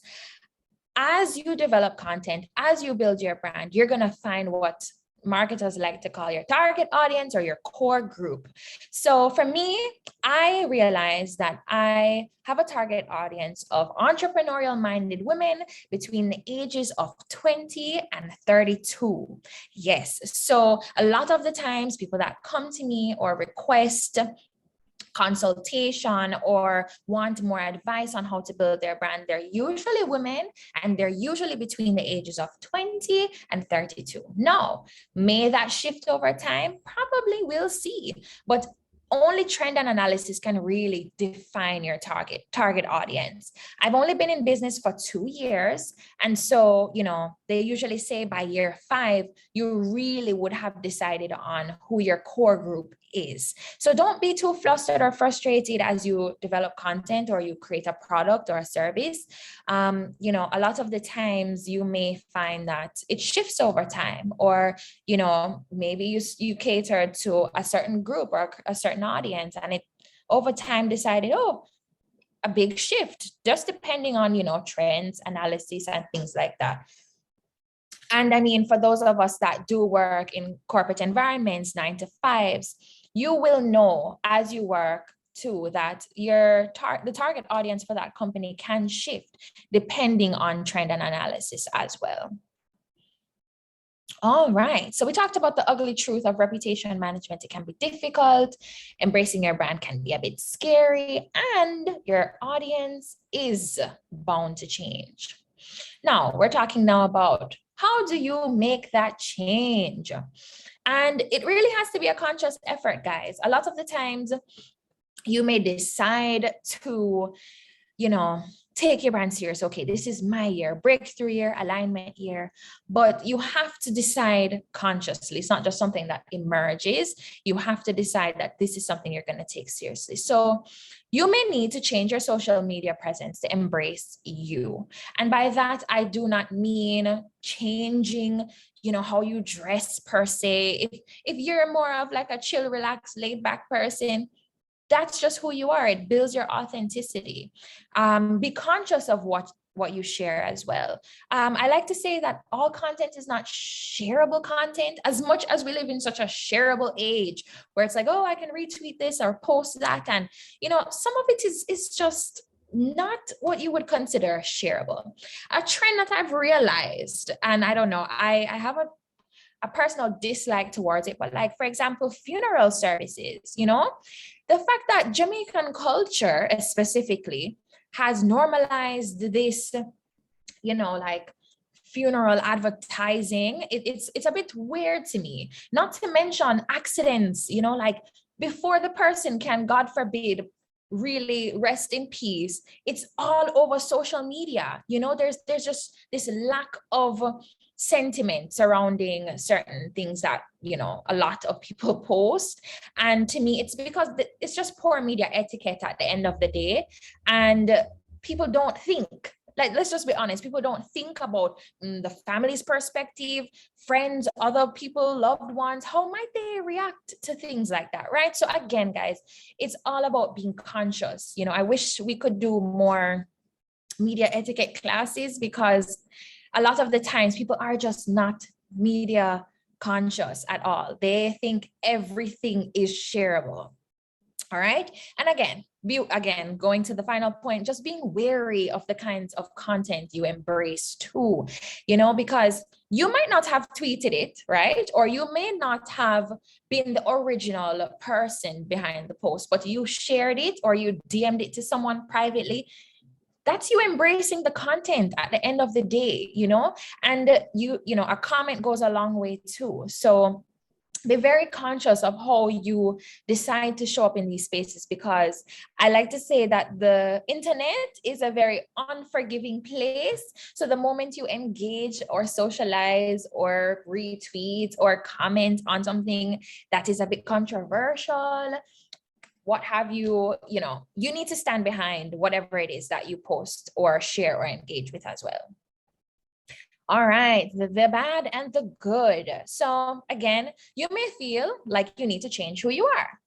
However, the good part about this is if your brand is authentic, then you really should not have to feel the need to do too much change. And if you do find that you're changing a lot, then probably your brand lacked some authenticity to begin with. But 90% of the time, if you already have a good brand and if you already feel as though your personal brand is worth the while, then the shift towards embracing the kind of content that you want to showcase should not be that drastic. Okay, cool. We're powering through. So now talking a little bit about online reputation. So online reputation is the process of controlling the online narrative of a person, brand, or company, right? And a lot of the times I get asked by clients, for example, company has a situation where, let's say maybe the hotel industry, someone passes away, let's say. A lot of the times the media is going to run with it. Oh, this happened at so-and-so resort and X, Y, and Z, and who is responsible? All of a sudden you have a lot of people coming, want to interview the CEO or the head of reservations, people want to know the details. So with that being said, in the world of PR, you have to be very quick. And sometimes put out statements before the media can get to it, right? So a lot of that comes with online reputation from the company perspective. From the brand and personal brand perspective, a lot of the times, if you watch YouTube enough, you'll have what they like to call responses. So someone might make a commentary or make a video related to something, and you'll hear, oh, well, I'm not going to allow so-and-so to talk about me in this way, so I have to make my response, right? And it's become this cultural thing now where everyone says something and then you have a response video that follows it up, right? It's just the way it is in media today. Everyone has a voice and everyone's voice counts. So you're never going to just have one side to the story today. As long as you have a smartphone and it is capable to record video and audio, 90% of the time, someone is going to be trying to control a narrative. Next, 88% of consumers perform online research before making a purchase. So in that regard, when you think of the online reputation, it's not just from the perspective of yourself, but the perspective of an existing product or service, right? So you want to buy the iPhone 13 Pro.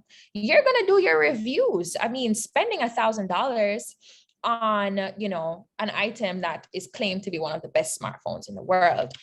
Regardless, you're going to want to know, okay, what are the features? How much storage does it have? What are other people saying about it? I'm not just going to drop $1,000 without knowing what this can do for me. What are the new facets? What separates it from the iPhone 12 Pro Max? Things like that. As consumers, we're always trying to find out what is worth what. And it goes back to online reputation. So brands that do really well already have those questions answered for you, right? Whether through reviews or just having a transparency on their site, things like that are very helpful when consumers are making decisions. Next, it consists of reputation protection, the monitoring. We talked about crisis management and reputation recovery. So, we kind of have more so in the past 2 years than now, but still now we have like a cancel culture, and really and truly that is all about reputation. So someone does something wrong or unforgivable on the internet, it's like, oh no, cancel him or cancel her, Sorry, my alarm. And so, a lot of the times you'll find that without a good PR team or without good online presence, and reputation recovery skills, you will find that some people, you just don't hear about them anymore. You know what I mean? And it's unfortunate because it's kind of like you've died digitally because people already canceled you. And it's like, can you imagine that? Like you can't show back your face on social platforms without people remembering something that had happened, which is why, guys, it is so important to be wary, be conscious, be alert on social platforms, because as the Jamaican saying, the higher the monkey climb, the more I'm exposed. It's real, guys. So you have to really be conscious as you share, as you engage, as you decide to build your brand, and stand firm in what you believe. Because again, no one can talk about, something that you stand behind if you really stand behind it, Last but not least, it builds trust with customers, employees, and investors. So having a good reputation, whether online, in person, what people think and know about you is crucial. A lot of people don't care though, I can tell you that. People are like, I don't care. I don't care what people think about me or what have you, but it has a direct impact on how people also engage with you, right? So people don't like you, let's just say, but you expect them to purchase your $300 service. Chances are, depending on what that service is, whether it's a need or a want, you're going to want people to trust you and care to want to work with you. So a lot of the times, protecting that reputation, being worthy, trustworthy, transparent, all those things. I like to say, people don't have to like you, but they should respect you. And that's because, what you stand behind is very valuable and should be reflective of good work or a good product. All right, so who you are becomes what you are known for. Don't forget it. So in which case, if people know me as the caption girl and someone that enjoys speaking, podcasting, public relations, and all things communications, that's automatically what I'm known for. I can't forget, about a week ago, I was walking to get food and someone was like, oh, that's Reagan, the caption girl. How did I become this person? God knows. But guess what? It's who I've portrayed myself to be online, right? So am I surprised? No. Is it kind of funny to hear? Yes. But again, it goes to show you that a good brand and brand presence starts with that constant reinforcement of how you show up, right? So if I continuously show up as the caption girl, I cannot be surprised if people start calling me that. And it's so funny and it's so cute, but at the same time, it's something that I've developed over time. So just think about your favorite, celebrities, artists, what have you. They have their own monikers, right? So think of Rihanna, known for Fenty Beauty and music, right? Because that's how she continuously showed up in the digital world. So anybody that you can think of, think about how they've started to show up, and automatically that's what they're known for. So in today's digital world, your personal reputation and your professional reputation are under the spotlight and subject to scrutiny more than ever before. And I say this not to scare you, but just to enlighten you that people aren't taking business cards anymore. People are asking you, oh, you're on Instagram, or what's your LinkedIn, or I can Google you and find your business. Those are the questions today. It's not, oh, let me write down your email. No. We're not doing that anymore. Do you understand? So it's like, these are the things that we have to really, oh, don't Google me. Don't be worried about things like that, right? You want to be Googleable, right? You want to make sure that, hey, if someone searches my name, they're gonna see good things, because at the end of the day, that's how you're gonna be known, right? So a strong personal reputation management strategy online will paint you in the best possible light. You'll attract the best opportunities and you'll be protected from negative press. So this more surrounds those who are building personal brands. I would suggest everybody, after this engagement, you Google yourself, type in your name, see what comes up, because it could be something that does not accurately reflect the brand you are creating, right? When I first Googled myself back in maybe 2017, 2018, when I was starting to take my personal brand seriously, I saw some reckless tweets and I said, oh no, oh no, this is not okay. I'm not comfortable with this. I need to get all of this away, because the more I develop and position myself as a person of influence, a thought leader, although I was having fun and I was young and I was just being a Twitter fanatic, that is not aligning with who I am trying to portray myself as. And it's okay. It's okay to look back and it's okay to laugh at who you were and watch the growth, because I've grown, I've really evolved, and I'm content. I'm really content with where I sit now. And just embracing that growth is part of the journey. I can sit here and tell you, like, who I was is not who I am. And it's a beautiful feeling, transformative growth. We love it. All right. So closing, digital customer service. So I'll just touch on this a little bit. And that's because I've not really had to engage too much from the customer service standpoint, because a lot of the times when clients approach me, they already have their internal customer service personnel, and I'm just helping enhance a digital presence, if that makes sense. So a lot of the times, though, clients struggle with how to communicate with customers. And I would say the best or the main way to approach this would probably be in 3 steps. So from an understanding standpoint, always try to be understanding of the customer. 90% of the time, they are struggling, they are frustrated, or they have some kind of inclination towards being, upset. And that understanding standpoint and that empathetic standpoint is really what will begin to pacify the situation. Next is be solution oriented. Like as this graphic says, be a content machine. Try to figure it out. Okay. If a customer is coming to you, it's because they really don't know, or they don't have a clue, right?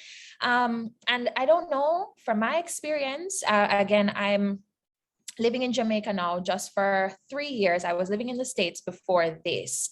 And moving back has really challenged me in terms of I've been treated really trashy by customer service personnel in Jamaica. I don't know if you guys can agree or, comment in the chat if that's how you feel as well. But I mean, I don't even want to call names, but internet providers, my goodness, I just can't seem to get through. I can't seem to voice my real opinions or thoughts or feelings with being heard and being understood. So again, it's guys, it's really a feeling of defeat sometimes from the customer perspective, and I can speak to that because I've lived it.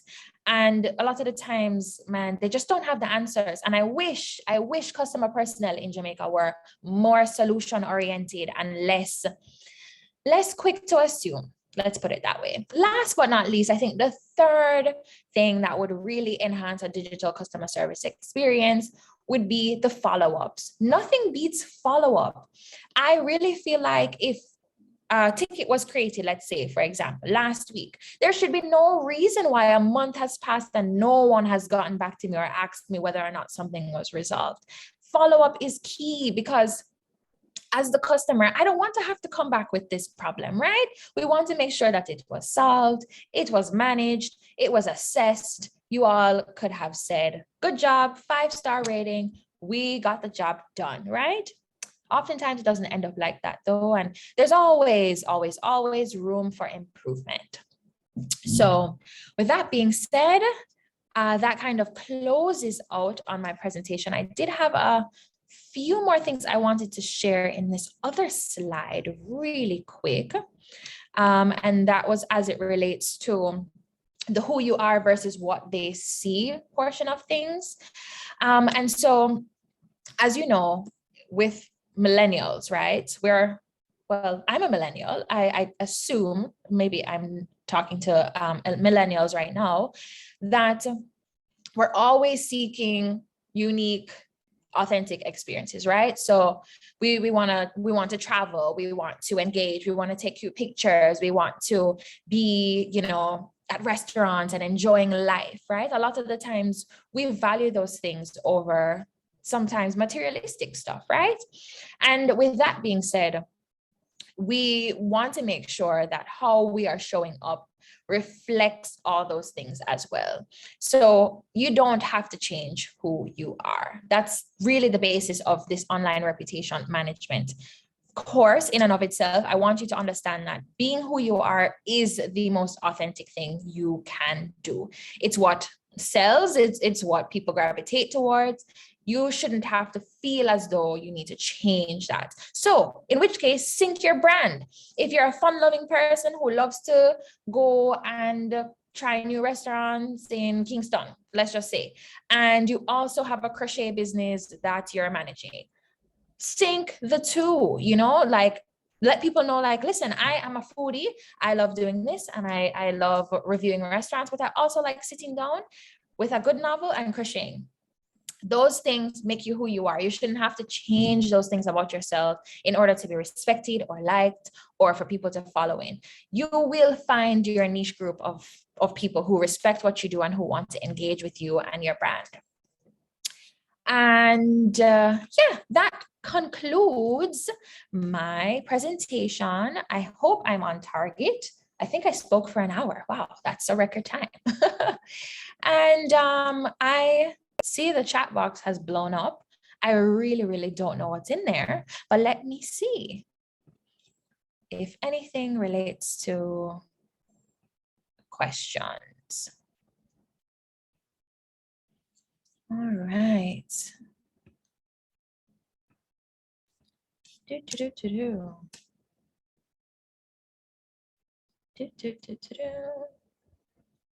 All right, I'm scrolling and trying to see. Honestly, if I don't get to a question, feel free to retype it, okay? So this one says, how do you separate yourself from your brand? There's actually no distinction, I don't think. Yes, there are elements of my brand that are personal. So I like to say there's Reagan Daily and there's the Caption Girl, right? So Reagan is the fun-loving, spirited, you know, a little bit introverted version of the Caption Girl. The Caption Girl is far more engaging, far more business oriented, far more boss girl friendly. So I guess those two kind of interact, but also are separate, because I also don't believe in oversharing. So there are many parts of my personal life that I'll never put online. It's just not my nature, if that makes sense. So the brand, the Caption Girl, is not separate from Reagan Daily, but in and of itself, they're just facets of each that, you know, do not mix and mingle, if that makes sense. So you should never feel separate from your brand. You are your brand. Embrace your brand. I would not consider myself to be a completely different person from my personal brand at all.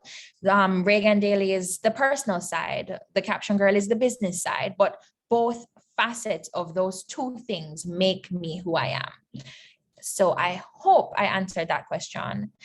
The next question says, if you're just starting out a year or less in your business, service provider, is it still recommended to have a website, or should I work on building awareness in the social media space, then transferring that following to a website?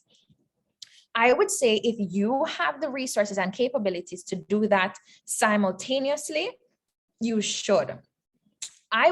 If I was supposed to review how I did my brand and started to build it, I would have built my website first before channeling over to social media. Because for one, once your website exists and you start promoting it and doing the right things related to SEO and rankings, you're going to get clients and leads from people that you don't even know. Your social media are for people who you already know, right? A lot of the times, the people that begin interacting with you are the people that follow you to begin with, right?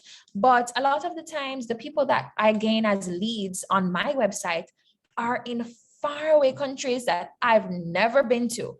And I am just like, wow, look at that. Just by being online in, you know, a bigger platform. Google is huge, guys. Don't get it confused. When your website populates on Google, we're talking people from the four corners of the earth have access to this, right? Not that they're not on platforms like Instagram or LinkedIn, but the way how Google populates rankings and SEO, if you look into what SEO really means, it's search engine optimization. So when people type in personal branding, and if my SEO is compatible on my website, that can lead me higher in the rankings. I'm getting leads from all across the world, and that's just because they typed in one thing. So similarly with Instagram, yes, hashtags, they can bring you pretty far, but Google, let's just put it this way, Google runs the internet, right? So if you have good SEO, you're bound to get more leads or more traction from a website through a Google search than from Instagram with a hashtag search. That's just my opinion. And I think it has worked for me.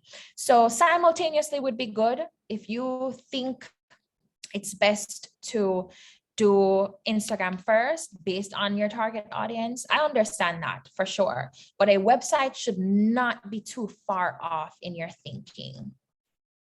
All right. Question was in your website early this morning, but some of the links were not responding. Got it. Thank you for that notation. I think my graphic designer was actually in my site this morning, which probably caused some kind of delay, but check again maybe in an hour or two and see if things are still not responding. Then just DM me and let me know. Thank you. All right. Let's see if there are other, oh my gosh, so many more questions. I'm so excited. Okay, how do you recommend going about finding your brand voice and personality? Okay, related to the previous question, example, photography. Good question. I think it really starts, and Kadia, please let me know if I'm on time, on target, going over time. I'm You're here. good to go. You're good to go. I'm still good. Okay, great. So yeah, Shauna K, the question about finding your brand voice and personality. It starts with identifying your passion, right? So if photography is what makes you come alive, everybody needs to know it. The four corners of the earth need to know it. Your friends need to know it. Your family needs to know it. And you need to start living, breathing, and eating photography. For me, branding, marketing, and PR makes me happy. I love showing up in spaces. I love speaking. I love talking and engaging. And it just exudes from me. You know, I've always said I couldn't do anything else. I don't think I was born to do anything else but this. I started off actually in the accounting college in university. And in my third year, close to graduation, I switched to the College of Communications and Journalism. Best decision of my life. Scary because I thought I was not going to graduate on time, but it was necessary because I knew that this is what I needed to do, right? So a lot of the times you're on a journey and you're not quite sure if that's what's meant for you, but that is not a reason for you to switch or for you to change. It's going to be difficult as you start embracing your brand. People are going to laugh and ridicule and be like, oh, who she thinks she is, da, da, da. Keep going, keep going. Like, stop listening to the noise, cancel it out. If you know that this is what makes you passionate and gets you excited, the money will come, the recognition will come, people will see it as you go. You know, I can be a living testimony. I've seen people watch my stories related to my brand and didn't follow me until a year later. Okay, so don't watch the hype, don't watch the followers, don't watch the numbers. If you take it seriously, people will catch on to the wave. You understand? If they respect you enough, as I said, you don't have to like me, but you're going to respect me because you see how much time, effort, and willingness I put into something that I love and care about. It's just automatic that people will realize that. So if your passion is photography, if it's something that you love doing, keep doing it, keep promoting it, keep,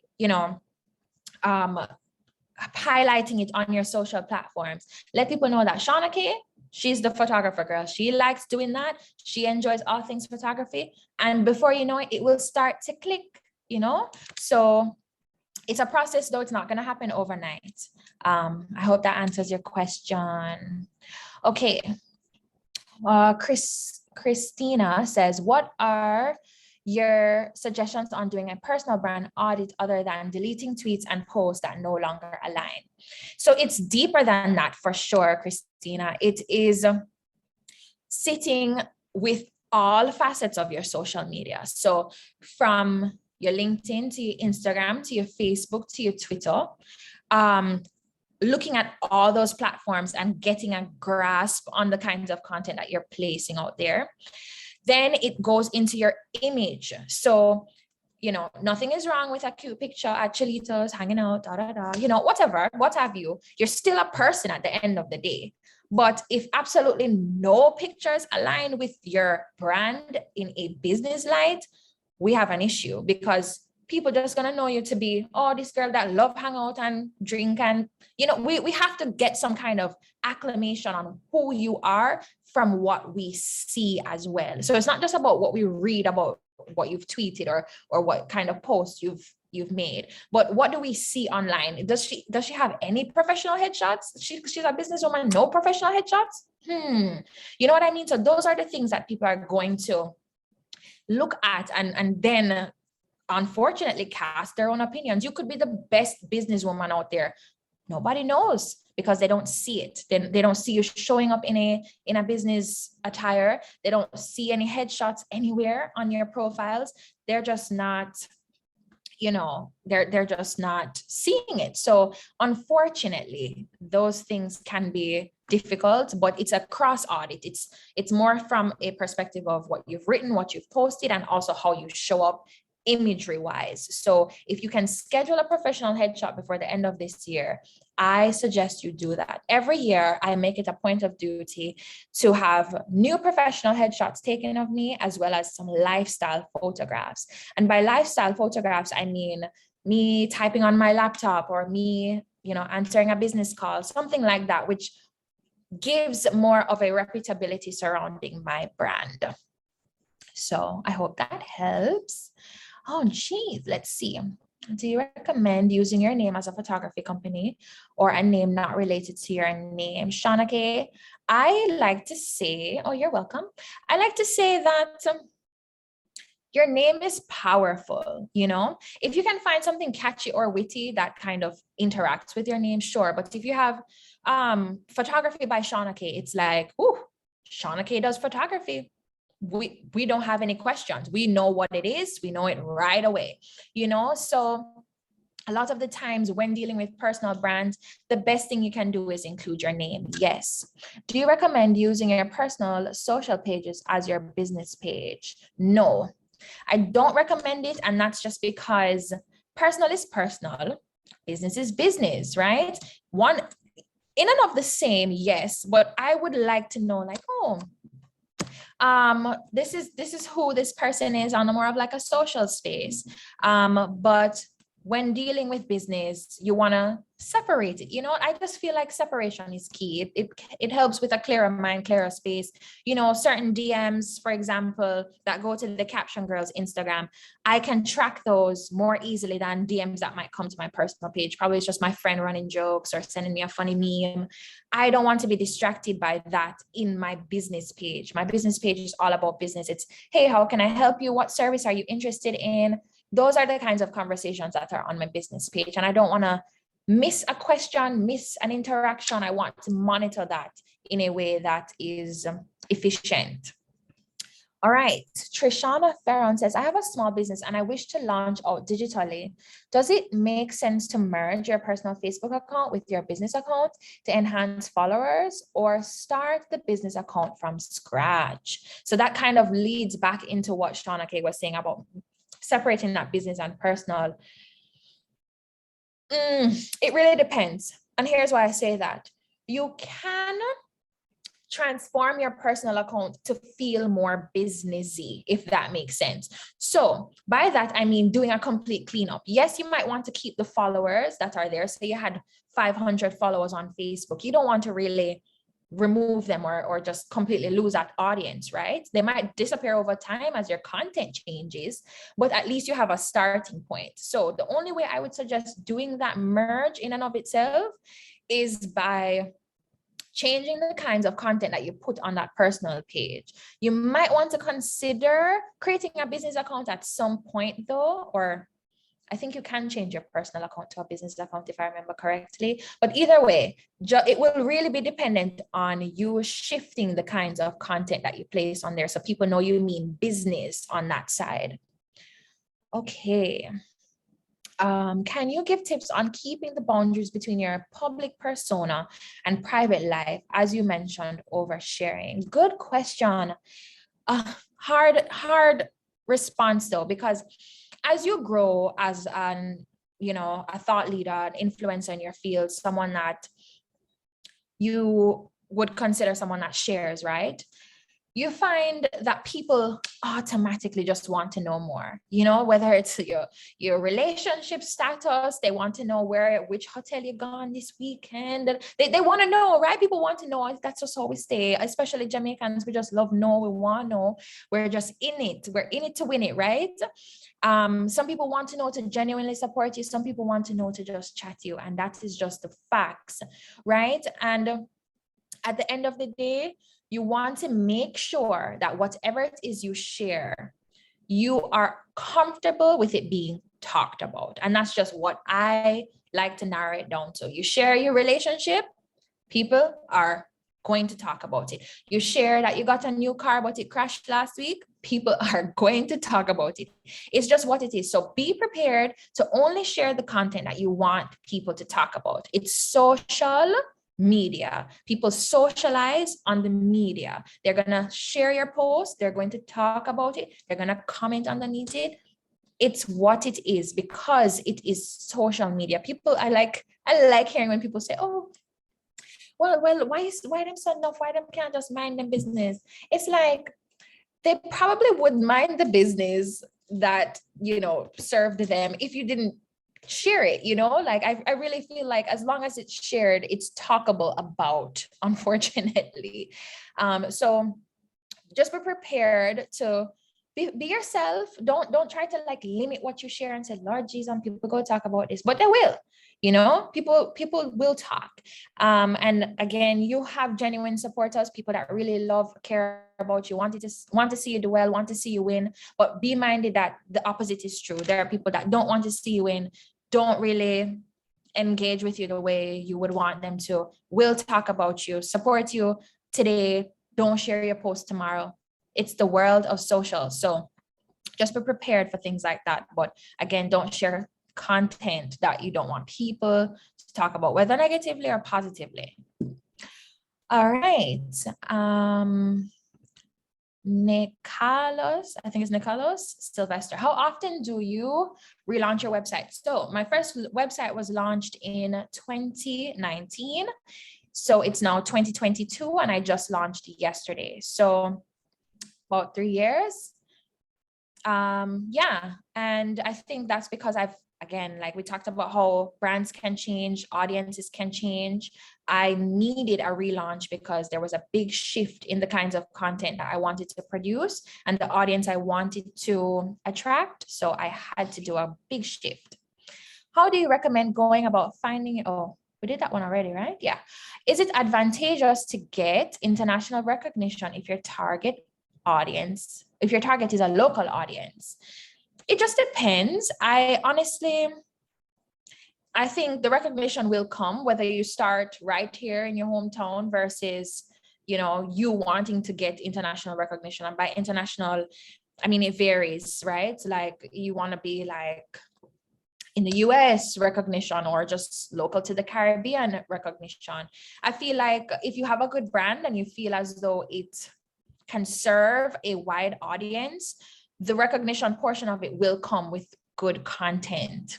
Do you recommend having multiple social pages, example, one as a main page and one for customer service? Definitely would not want to remove the customer service portion from the business. So if you have a business page and customer requests are coming into that business page, that's a good thing because people are able to then correlate both and be like, okay, so this business does answer me from a customer standpoint. Great.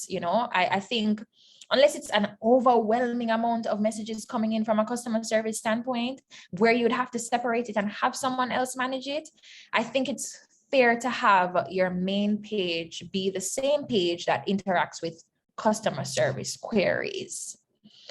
All right. Next question, how did you go about your relaunch? Did you have any special event? That's a good question. This was more of a personal relaunch, more like a self-actualization kind of thing. So So funny, I have not even announced it to Instagram yet. I haven't announced anything. No one knows that my website is different and has changed unless they're like constantly clicking the link in my bio to see. So it's a baby launch in a sense, like it just happened yesterday, so it's like 1 day old. But probably this week on social or next week I'll announce, hey, new website, new offerings, new ways to book me. I'll probably get around to that, but I'm so client focused right now that I don't have time to celebrate me often enough, but I promise you, I'll get around to that. Okay, so I think I answered all the questions in the Q&A box. I really hope. Okay. And I don't know if I missed any in the chat though. If I did, just let me know. If you did, too bad, because they know better than to drop questions in chat. Yeah, it's so like, lost in the Goes too sauce. fast. Yeah. Yes. Oh my gosh. Okay. So I think I did it, Kadia. And you did a fantastic job as expected, Reagan. Thank you so much. Guys, do you have any further questions for Reagan? As you see, she is very open and willing to answer questions with details. Any questions for her before she goes? Anybody want to ask her about the website process? Like, Reagan, I don't know if anybody asked, but why did you decide to rebrand your website, to rebuild your website? Because the website before, guys, was fabulous. I loved the website before. So why did you decide to redo the website? Quite a bit of consumer facing focus was the main reason. One, I found that a lot of people were wanting to book me for speaking engagements, and I would always be sending them to like my Calendly, and I just wanted them to just go to my website and fill out the form and it come to my email. So a lot of like seamless processes that couldn't be accomplished through Wix were accomplishable through Webflow, which is the hosting platform that I'm currently using. As well as Webflow now includes a very fabulous e-commerce platform. And my podcast is more than a podcast, it's actually a community for entrepreneurial minded women. And eventually I will be offering a lot of e-commerce based items so people can check out, get, stuff shipped to them, etc., based on the offerings. So a lot of that was not accomplishable through Wix, and I wanted to be able to manage my e-commerce side of In All Her Grace, which is the podcast / community, in a seamless way. So believe it or not, the Caption Girl, that website, it also houses and is home to my podcast and the merch portion of that. So if you dig deep enough, you'll find like a whole existing other site embedded into that site. A lot of that could not be accomplished through Wix. So yeah, it was from like a forward thinking perspective and like a e-commerce perspective. Yeah. So in other words, your platform is growing, your business is growing, you needed to automate some of these things and you needed to be more efficient. So you're creating a better experience for your customers or for potential customers. Right, definitely. Awesome. Reagan, you have this uncanny ability, and this is something I've noticed with your brand, and I think I would have said it to you before. Guys, let me tell you something. Reagan is always on brand. Yeah. You will never catch Reagan slipping. Yeah. Her page is one of the most uniform, it's very pretty. Her Caption Girl page. Thank you.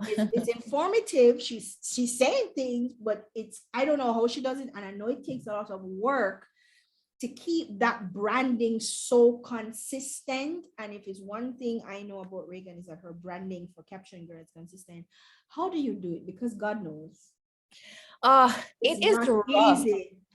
It is rough. I'm not going to be one of those content creators that sit here and tell you that I'm always in the mood, because I've had moments where I took a month off from Caption Girl, not client facing, but just social facing. Like I just didn't want to create any content. I didn't want to draft any strategy. I didn't want to design. I just wanted to sit and be, and sometimes that's so important, yes, as a person, a thought leader, an industry leader, someone that is, facing social presence a lot, I have moments of burnout and I just don't want to. Let's just be honest. But it is all about not staying in that funk. So I have lots of moments where I am, listening into other podcasts, gaining inspiration from, other influencers that I find to be interesting and cool.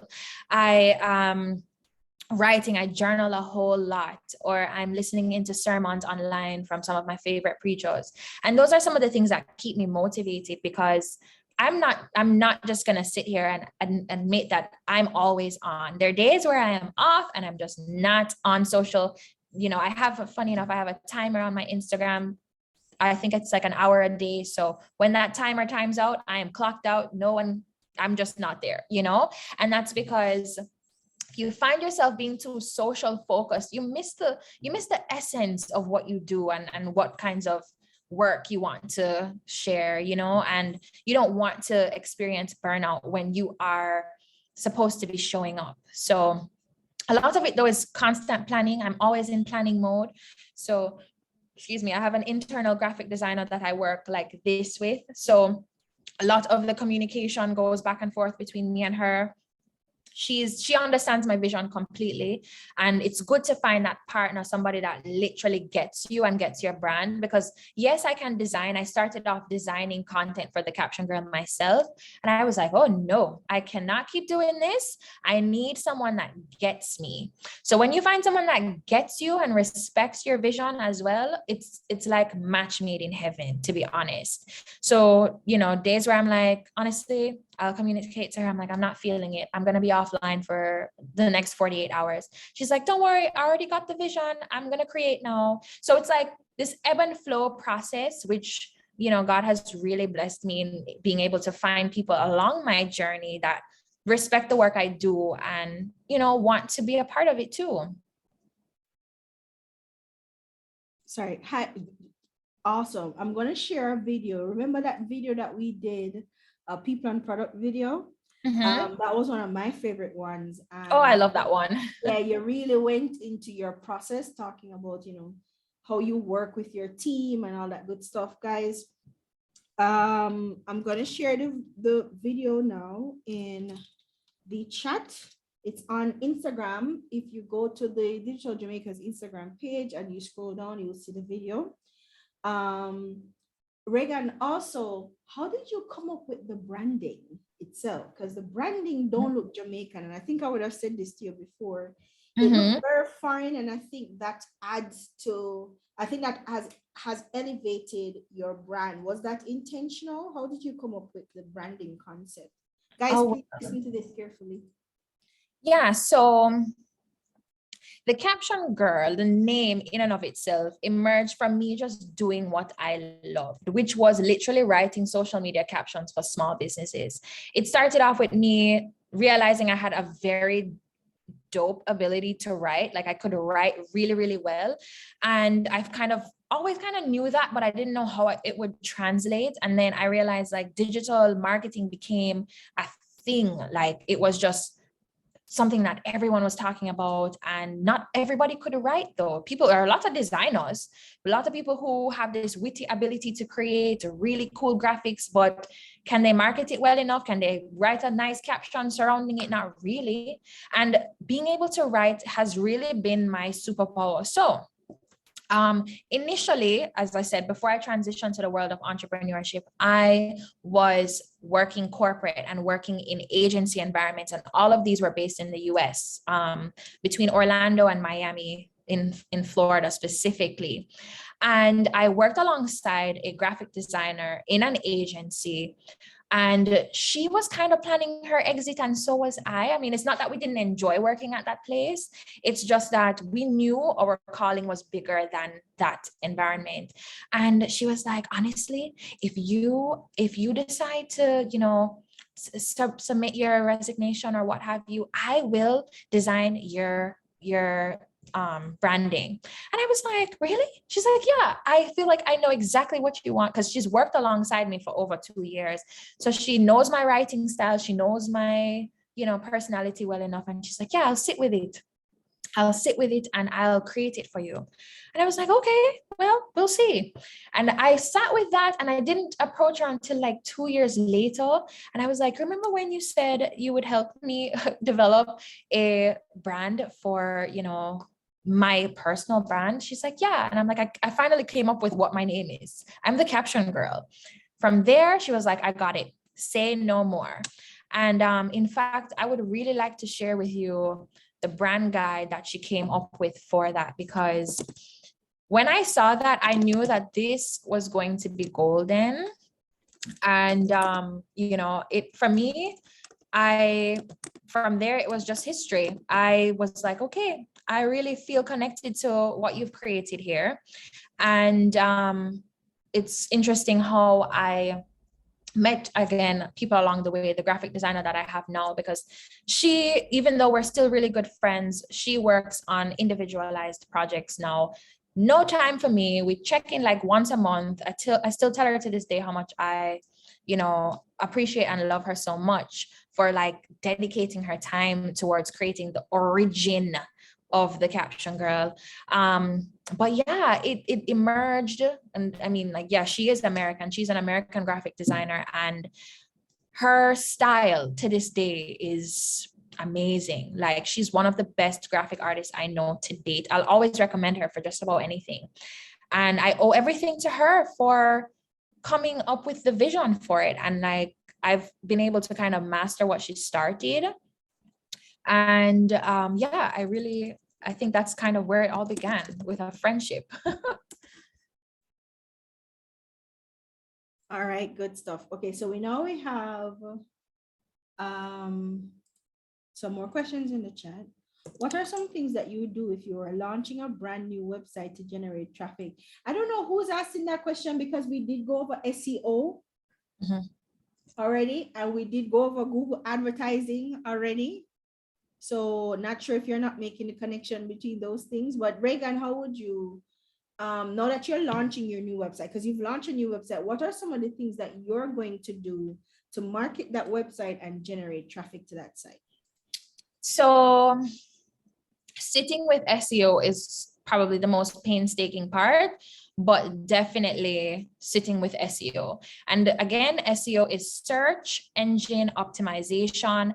It is optimizing your website for search. So when people are like, okay, I'm hungry, let me find a delivery company. It's like delivery in Jamaica. In the back end of whatever site may come up, they spend time, in there, they call it the meta description. They spent time in the meta description, putting those keywords like Jamaica, delivery, food, quick, fast, those little things, so that it ends up being the very first thing you see come up. They would have spent the time. That is what separates a really good business from an average business, because they did the work on the back end. So definitely sitting with SEO more. I know there are other personal branding mavens in Jamaica. I know a lot of them, and I adore them so much. Like, I literally look up to them. Are in their 40s and I'm 27. So a lot of the times, I look at them as like the goats, to be honest. Like, they are in a new league, doing major things and have worlds of experience. And I'm just coming, and I'm just like, oh my gosh, like, I really want to catch up to everybody. This is amazing. But again, I think what separates me too is that I have a lot of international clients. So a lot of the times, like, I love serving the Jamaican market. Like, you guys are really fun to work with. But a lot of the people that I work with are also based in like Michigan and what's that other place called, Pennsylvania. So a lot of the times, like, they're overseas, and they can relate to me from that perspective too. So the marketing portion of the site now, I really feel like just being me. I feel like eventually people will be like, oh, who is this girl? Let me go figure this out myself. I don't have like a too much of like a push approach towards my marketing style. I just exist. And I think from there, people will kind of gravitate. So I don't really want to do too much marketing. I think the marketing will speak for itself. If I find that I need to do a big push, it'll probably be, again, powering through SEO and making sure I have the right tags in my meta description. And also content. Right now, my graphic designer is sitting with, how are we going to tell people about the new site? And I'm just like, I don't know. I think we should just find cool ways, maybe GIFs or posts, like navigating the site and being like, hey, new site, click here, link in bio. I'm like, honestly, work your creative magic. I'm tired. I just was trying to meet a deadline. So I think the process in and of itself, it's hard to advertise when you're doing something new. The best way to show people that you've done something new is to just keep on doing you. I think that's just where it's at. And people will be like, oh my gosh, she did this. No one knew. I think that's the best way. Awesome stuff. Okay, we're running through these questions quickly because it's 12:30 and Regan needs to go about her business. She got things to do. Okay. Have you found a way to incorporate payment gateways through Webflow? Found a way to incorporate payment? Yeah, gateways through Webflow.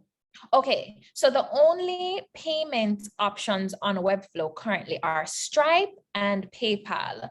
So PayPal, I have a PayPal business account. I connected it. So any payment that comes in from someone that uses PayPal can be accepted, as well as Stripe, which I have an American US account. And so I'm able to use Stripe, which connects Visa, MasterCard, any, known debit cards and credit cards. It is very difficult for a lot of payment options to be used. So I think PayPal is the new way, I guess, which has helped kind of level the playing field. So yeah, I think, yeah, Stripe and PayPal is what currently is accepted by Webflow. Right. So I saw questions about what is the process of designing your website. Regan would have to do a 5-hour session on that because there's a lot of steps to doing that, Trishana. So we can talk over in the WhatsApp group about that. Is it best to keep, I suspect this person is asking if it's best to keep a designer on retainer or pay per design. I would say that depends. That's really all I can say. Yeah. Because my designer is per design because I don't design every month. So if it's a retainer, then I'd be really paying her and like not having even content or the capacity to give her strategy. So I do it on a design basis. So I'm able to like budget, as I go. Right. And retainers are expensive. And as you say, you may not use up all the time and then you feel like you're missing out. But if you're a big enough business, you can outsource your digital designs to a company that you have on retainer. Otherwise, per design kind of works out better for everybody. And if you have a good relationship with the person, you can get special rates, right? Yeah, for sure. Do you find it challenging to strike a balance to not neglect your own brand while you provide service to other brands? If you have found a strategy, please share. That's such a great question. And I tell people, I seriously wish I had more time for Caption Girl, because if I did, I'd be like, I don't know, so far ahead. But anyway, I'm okay with the pace right now. And that's because I have so many things in the making and I'm just excited to see it unfold. Like Rome wasn't built in a day. So I really feel like, although I wish I had more time to do both, I do spend more time client facing. And that's because I think if I do good work for clients, the Caption Girl will speak for itself. I don't have to create content for a month and still be recognized for the work I do, which is more important than that. Because some people, they spend all their time building a brand and building their image and no money not coming in. No, they have no clients. They're just a brand. And that's what you don't want. So I feel like with that being said, definitely try to find more time client facing. Let the work speak, and the brand will grow. Kind of in a Almost automatically, yeah, organically. Yeah. organically for sure. All right, then, guys, I think we're going to wrap up here with Reagan. Reagan, thank you so much for your time. Oh, thank you. I really enjoy, guys. I think this is the third time I'm working with Reagan. One was on that video, and Reagan did a presentation for me last year at the Youth Summit, and now again. And I really do enjoy presentations. They're very thorough, very thoughtful, and coming from her own experience, which is always valuable. So I really appreciate you, Reagan. Thank you so very much. Thank Guys, you. please go and follow Reagan. Reagan, I've dropped the link to Caption Girl. Is there any other links you want to drop? Feel free to drop those links. Sure. Chat. thecaptiongirl.com is where you can literally find everything you need to know about the business, the services, my one-on-one consultations. I have a free 15-minute consultation. I'm very open to Instagram messages. Like if you literally have a question and you're stuck on something, anything digital related, and I can take 5 minutes out of my day to answer it, I will answer it. I'm not. That is true. Reagan is one of the most responsive persons I know on Instagram. So that's yeah. Yeah. As long as I'm on my phone and I can get into it, I might take like a day or two, but I never leave anyone on red. It's just not my thing. I don't think that's nice. So I will, if you just say, hey, like I listened into your presentation, if you remind me, say your name. I'm really big on names because I find that like, that is just how the relationship begins. Don't just be like, hi, just say, hi, I'm so-and-so, even if you're shy. Hi, you presented in our class on my name is, and I would like to, yes, please communicate properly. So she knows that, oh, this was a presentation I did, and these are the persons from the presentation. That would be very helpful. Very Please sure. don't bombard her or Instagram with messages, and she's not for free. She charges for certain services. So there's that as well. Yes. Well, thank you guys so much. It was an honor, a pleasure. I'm so happy to have been here with you all for like an hour and 30 minutes. I love it. So she went 30 minutes over the time, and we appreciate it, Reagan. Thank you so much. No problem. Bye. Have a good day, everyone. Bye. All right, guys, that was really awesome stuff from Reagan, who always delivers the goods. And I'm really proud of you guys because you are very active. You asked a ton of questions. And I think some of the questions that was asked kind of brought out some other things. And I think that made the conversation even more rounded. And so we appreciate Reagan for that. And, it's always good to ask questions, guys, and get the answers that you need. Well, we have a couple minutes left for class, about 20 minutes left for class. Let me jump back on camera. Anybody want to talk about the assignments? How are the assignments going, guys? How are the assignments going? Kevin Jackson has a raised hand. Okay. Go ahead, Kevin. Yeah, I came today prepared to show what we have so far. Good morning, So Kevin. if you don't mind looking at it, I can. Good morning, Kevin. Is it a good afternoon? Good afternoon, Kevin. Yes, good afternoon. Right. You had something to say? You wanted to present? Yep. Okay, take it away. Let All me promote the panelist. And yeah.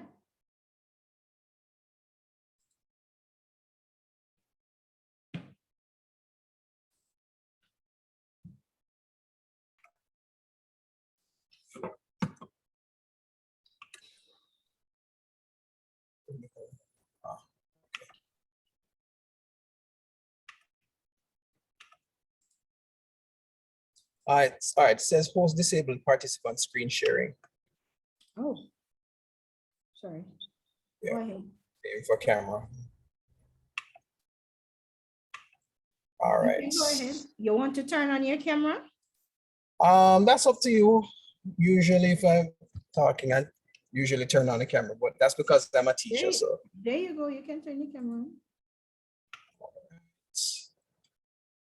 Okay, great. Why do I know this face? You do know this face. We've been on a panel together. We've spoken online. We do know this face. President of Jan Jamaica Animation Nation Network. That's why I know that face. Hi, Kevin. Hi. Yes, I know. Well, not that I see his face, I know exactly who he is. All right, Kevin, please go ahead. All right. All So this this time is I have celebrity in my class and didn't know. Excitement. Okay. no go man. I don't mind you badding me up like a little bro. It's fine. I'll take it. ahead. All right. So this is group one's structure so far. We have 5 objectives. We tried to contain it to 4, but we felt like 5 was what was needed. First one, increase online visibility of the Lignum Vitae Women's Club. Build online community through various digital platforms. Generate leads through digital platforms. Improve engagement through email campaigns. And convert leads to mentee and mentor sponsorship. So let me explain it a little bit. So increasing the online visibility, of course, naturally we want more people to see the Lignum Vitae Women's Club, and we want them to see what it's about and activities related. And we want to build the online community because we don't only want people to just see what's happening. We want people to actually interact, support each other, etc. Build a more dynamic, interaction. And we want to generate leads through the digital platform. So we want these digital platforms to bring people to the website and also get them to look at what services Lignum Vitae Women's Club offers and what opportunities they offer, as well as for persons to see whether or not they fit in with being a mentor or mentee. And then improving the engagement through email campaigns. We want to make sure that the community is constantly abreast of what's going on. Yes, they might be aware of the Lignum Vitae Women's Club, but that doesn't mean they're going to visit the social media every day or they're going to visit the website every day. So we want to email them, let them know about all the activities that are happening, so that they can, it can be on the forefront of their mind. And then lastly, we want to convert the leads to mentees or mentor sponsorship as we have here. And that is because in order for this club to keep growing, you have to have more mentees and you have to have more mentors. It's not enough for people to just see what's happening in the space. We want them to actually participate and be a part of the club and its future succession.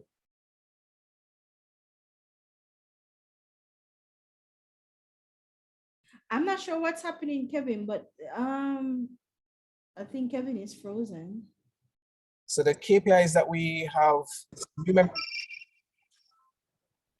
what are you seeing on the screen now? I'm seeing the screen, but I don't know if there's something open on your screen. Oh, it might be the covering. Do you have the chat open? It's not the chat, but it's the little menu. Let me move it up. Is that better? And let me see if I can minimize this. Is that better? It's taking a minute. Your thing is slow. Yeah, that's a ton better. Okay, all right. Sorry about that. Okay, so you're talking about your KPIs.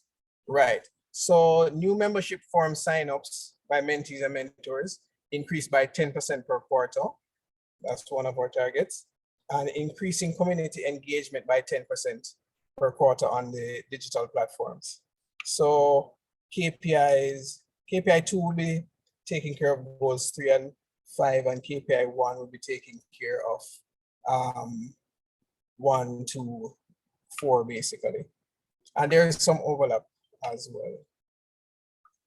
And then the 3 metrics that we'll be tracking is the open rate of emails, because obviously if nobody's opening the emails, then it means that we're not getting to our target audience and they're not being engaged in the way we want. So this is one of the metrics that we want to track. Increase reach and visits on website and social media platforms, and new member signups on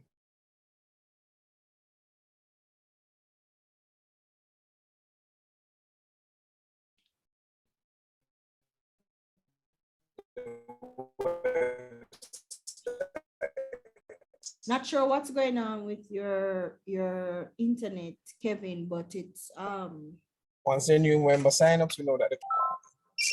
Sorry. Right. So yeah. So these are the 3 metrics that we'll be tracking to make sure that we are. on track. Kevin, how would you know if you have more visitors coming to your website? How would you know? We would know if we have more visitors coming to the website based on the website metrics. So we'll be looking at if you have Google Analytics installed, and if we're using our WordPress, website, which we have some recommendations for that down here, it would be able to capture how many people are hitting the site, how many people are staying on the site, what pages they're visiting mostly. Right. So those are the metrics. Right. Aren't they? So what you have here, which is the increase reach and visits. If I was the client, this wouldn't tell me what metric you are using. Okay. So if you're telling me click-through rates, if you're telling me bounce rates, if you're telling me demographic data, like, you know, name and location, if that's what you're telling me, then that's a different thing. Because okay. I keep hearing you guys say increase or improve. How? Because if you say increase visit, you can have a ton of visits to your website, but if they're not the right people, then it counts for nothing. So, Very true, very true. So how do you know that you have an increase of the right people coming to your website? So the demographic information will tell you that. And these are some of the metrics that you can track. So don't tell me about improving. What does improving mean? If it is that right now you have only a 3% open rate on your email, you can say to me that by X amount of time, you want to increase the 3% open rate to X%, because just saying improve or increase doesn't tell me what you're improving or what you're increasing from. So guys, get a little bit more specific. And instead of saying increase or improve, tell me the data, the analytics, the metrics that you're going to be looking at, because the metrics, as I said, is the data that you're going to be looking at to know that the right people, you're getting through to the right people. They're following the flow that you want them to follow. They're going through the funnel the way you want them to go through the funnel. And you're generating those leads. You're capturing those leads. You're retargeting the leads if you have to. And you are on track to converting the leads to whatever your targets are, etc. So that's what I want to see, not just a lazy increase or improve, because that doesn't tell the client anything. Okay, so we can actually put projected numbers in tracking metrics. Right, so if now you can say, well, right now the open rate is at 3%, standard industry rate is around 10%, we want to get to 8%, right? You can say that. A client will understand that, but for you to just come and say improve, what does that even mean? How do you improve it? Kevin, I'm not sure what you're opening, but it's blocking out your entire screen. Oh, sorry. I was actually making notes in a separate document. Also, can you turn off your camera because you keep freezing? All right, no problem. I'll do that. Let me turn it off. All right, let's quickly go through your content ideas. Guys, pay attention. Okay, let's so see what we can see. Yeah. All right. So in terms of content ideas, let's look at the platforms and stuff. What platforms? What are your primary platforms? Primary platform is email and website, and secondary is LinkedIn and Instagram.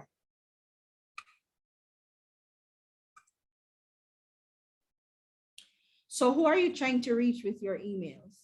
All right, so we're trying to reach mostly the executives and directors, business owners, managers, recruiters between ages 30 to 45. What's the point of trying to reach these people? Who are these people? All right, so these persons are the people we believe who would make good mentors and good mentees, persons who are in the prime of their career, either looking to improve their career, or they have a lot of experience that they can share with the membership. So these are your mentors or potential mentors? potential mentors, but they can be mentees as well, because these persons might be managers, for example, who are not a part of this organization, and perhaps they are looking for more expert advice on how to improve their career, etc.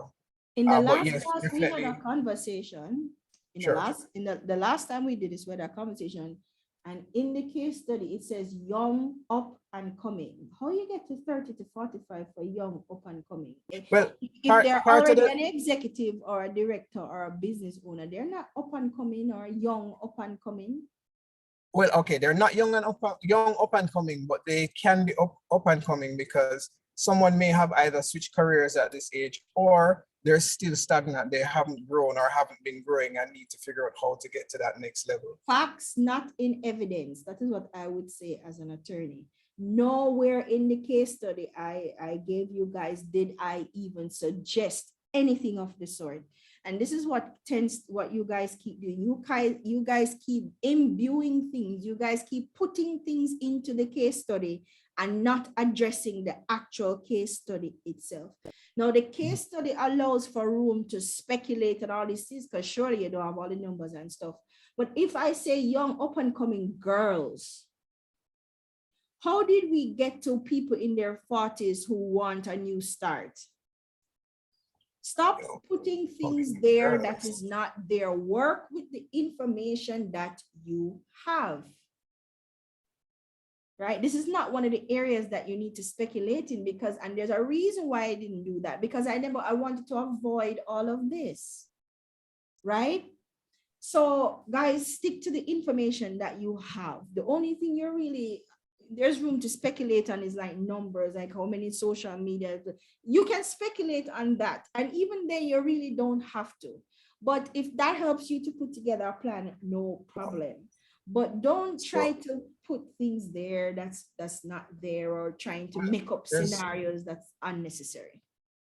All right, it's a little bit of confusion, because in the brief it says membership to the club has been static for a while, and so they are exploring ways to attract more women, which is why they recently launched a new initiative called the Women in Leadership Internship Program. Right, so they're attracting more members. So I asked you, are these mentors or are these mentees? You said they can be both. That's what you said. So that's what I'm responding to. So the club is looking to attract more members, but these members are not the mentees. Right. Well, attract more members and sponsors, and of course maintain its membership as well. Right. So how do you get these? So that's why I asked you if these were mentors or members. Right. What are they? You said can expand as well. Well, I said both. Yes, I said mentees as well, because we don't want to narrow the email to just mentors. Why not? Why not? Why not? Who said because you had to email? We had the discussion last time, Do you think if you're going after 16, 18, even 25-year-olds, do you think they're checking emails like that? Which is why we had the 30 to 45. Which means that they would not be your mentees, but probably your members or mentors, no so? Yes. Guys, I want you to think about the logic of what you're saying. If you're understanding your audience, we know younger audiences don't really do emails like that. Even big grown people in Jamaica. The club is in Jamaica. We know that Jamaicans don't really use emails like that unless it's work related, right? So if you are relaunching your email campaign, why not launch an email campaign that targets the people that can give you money and target the members of the club or the membership of the club? Why not have multiple emails, which is what Anna discussed when she was here. I even suggested to you guys that you could have multiple lists targeting different segments of people. Remember that? Yep.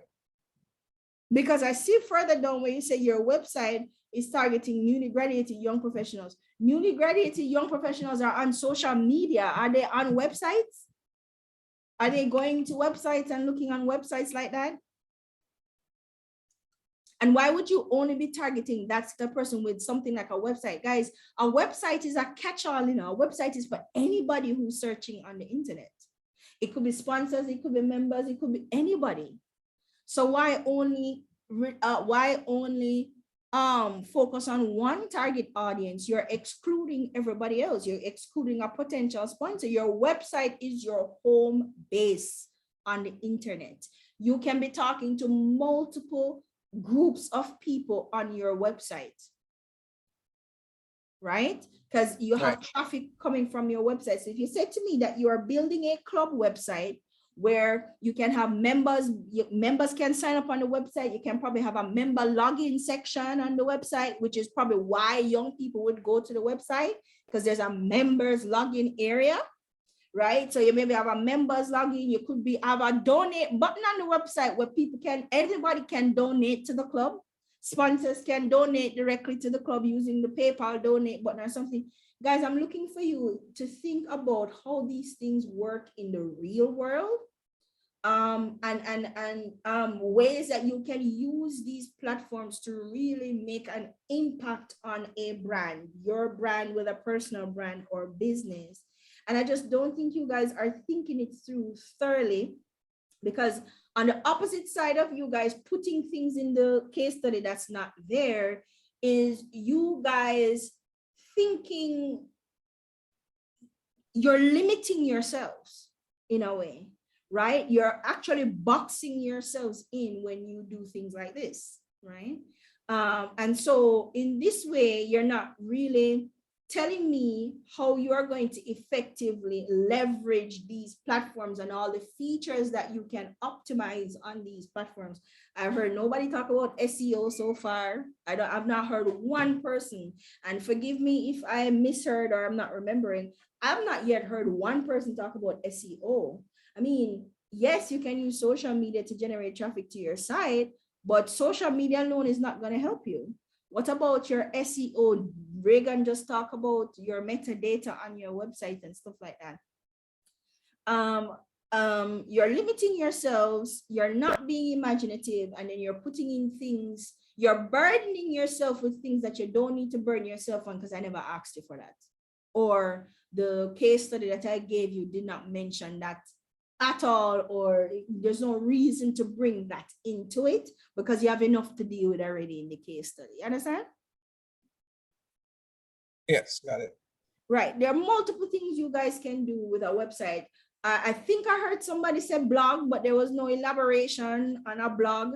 I mean, why would young people go to this website? Well, there are opportunities for them to get summer jobs or internships and stuff.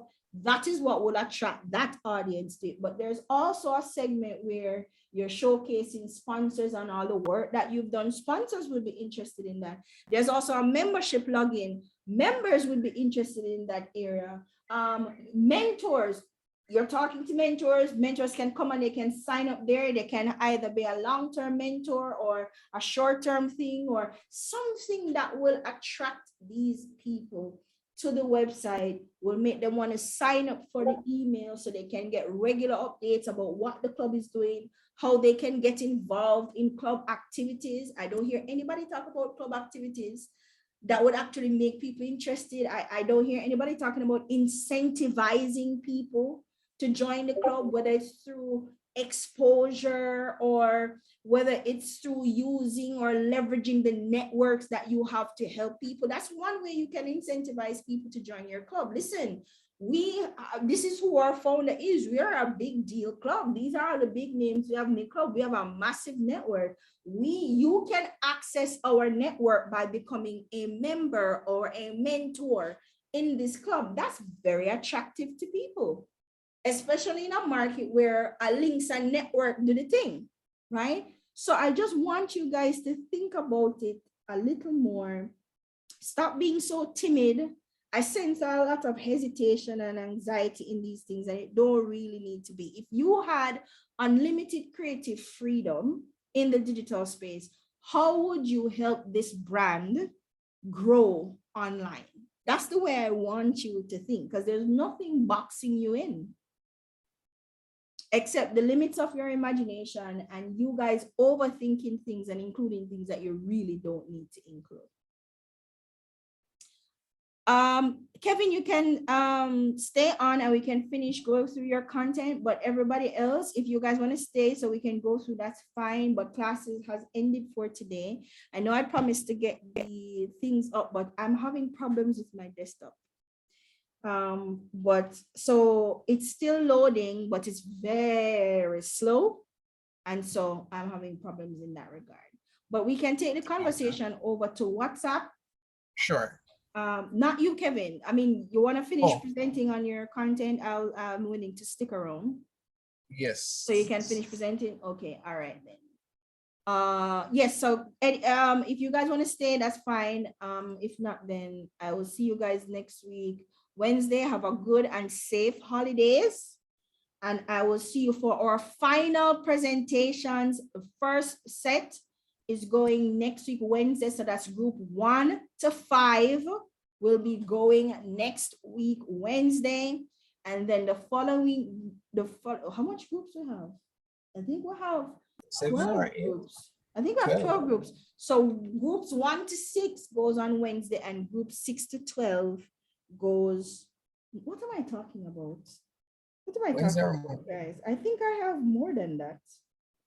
Guys, I will, the schedule, you guys will have the schedule as to which groups we present, but I think group 1 to 7 or group 1 to 6 will be presenting on Wednesday.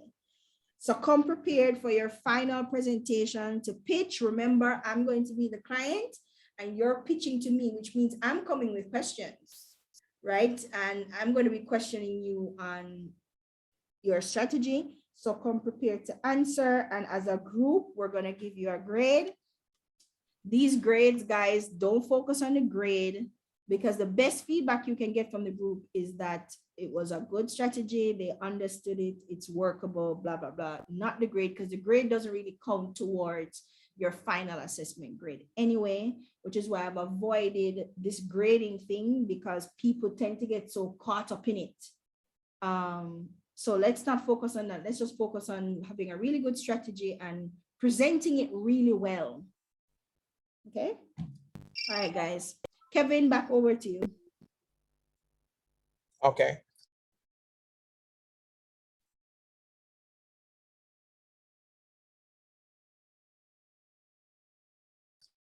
All right. So as I said before, the phone.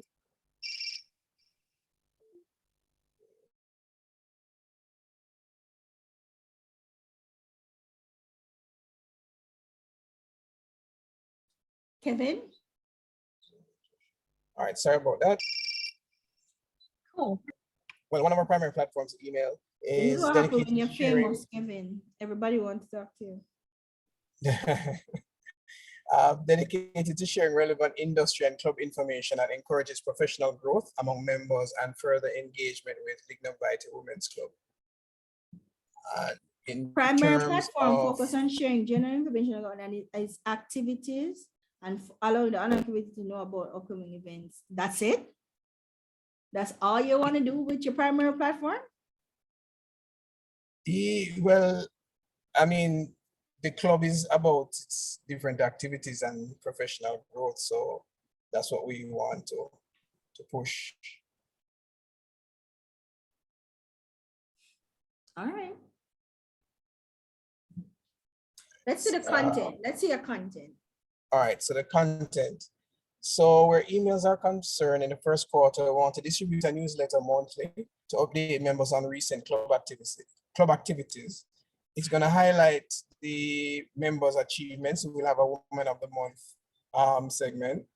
We're going to be showing scholarships and grant opportunities, a calendar of upcoming events and industry news that we believe will be relevant to the membership. Personalized reminders using the MailChimp software to prompt users to come to club meetings, pay membership. That's not content. That's not content. That's not content. Okay. So a newsletter. Okay. What else? Right. sharing highlights from Mignum Vitae Women's Club social media, LinkedIn and Instagram, to prompt them to engage on those platforms. Example, carefully selected snippets from Instagram Reels about relatable workplace humor from the perspective of Gen Z and millennials, tips on how to thrive as a woman in business, etc. For the website, I go too far down. We'll have an introductory blog, and it will feature written text about the organization, history, mission, vision, and links to socials like LinkedIn and Instagram. Landing page will feature partnership/donation portal, membership sign-up portal, and events/promotions. And we'll have member testimonials, which will feature audiovisual stories from current and past members.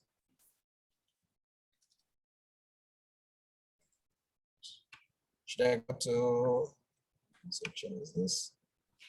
Kevin, this is exceedingly Yes. boring. This is exceedingly boring.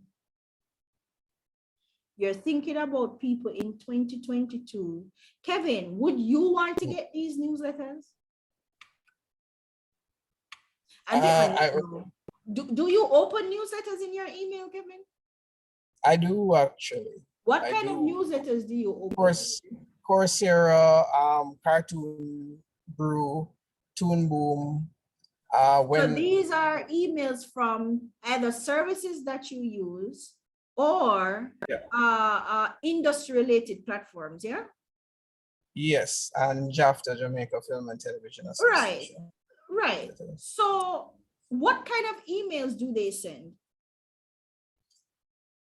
They will send stuff from, like, for example, with JAFTA, they'll send stuff in regards to their meet, or if a filmmaker got a prize or got accepted to a fellowship, they highlight those things.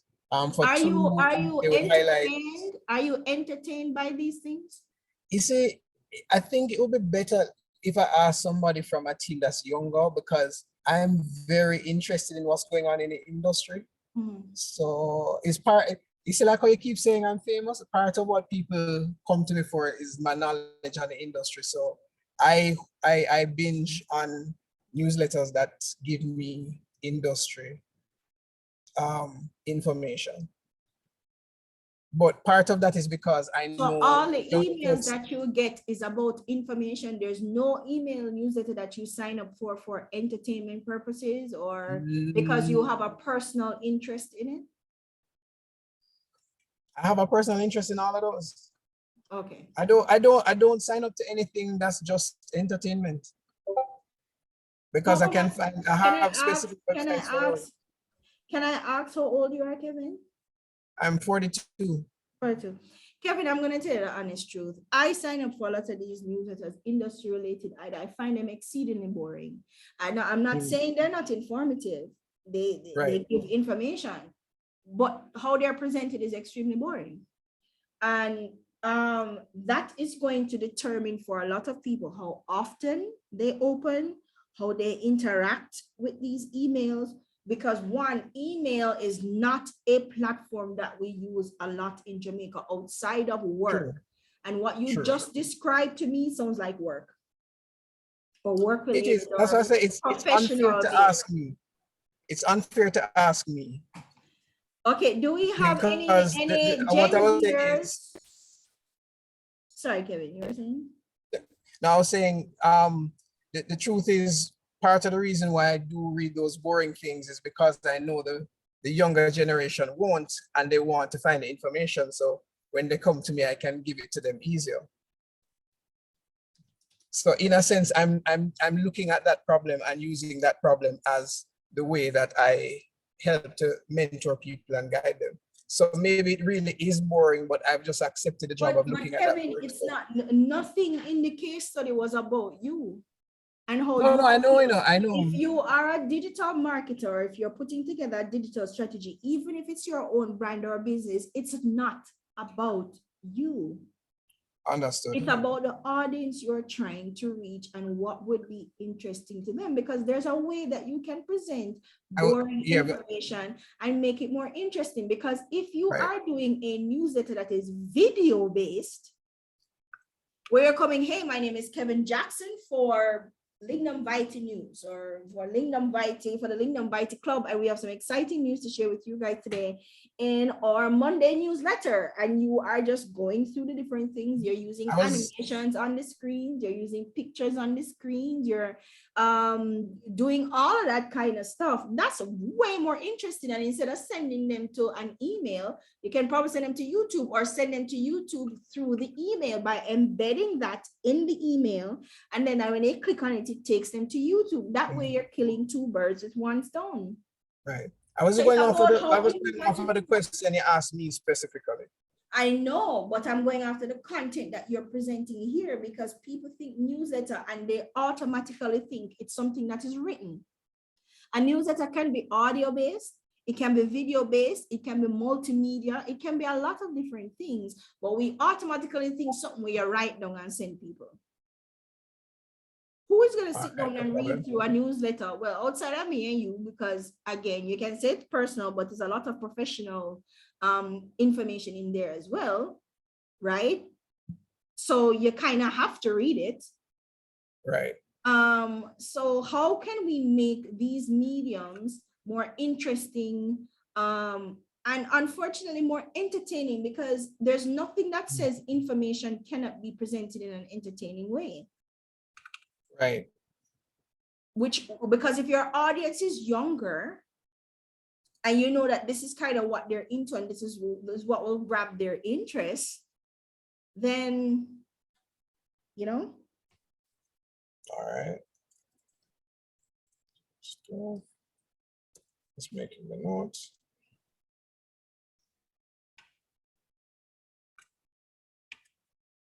All right.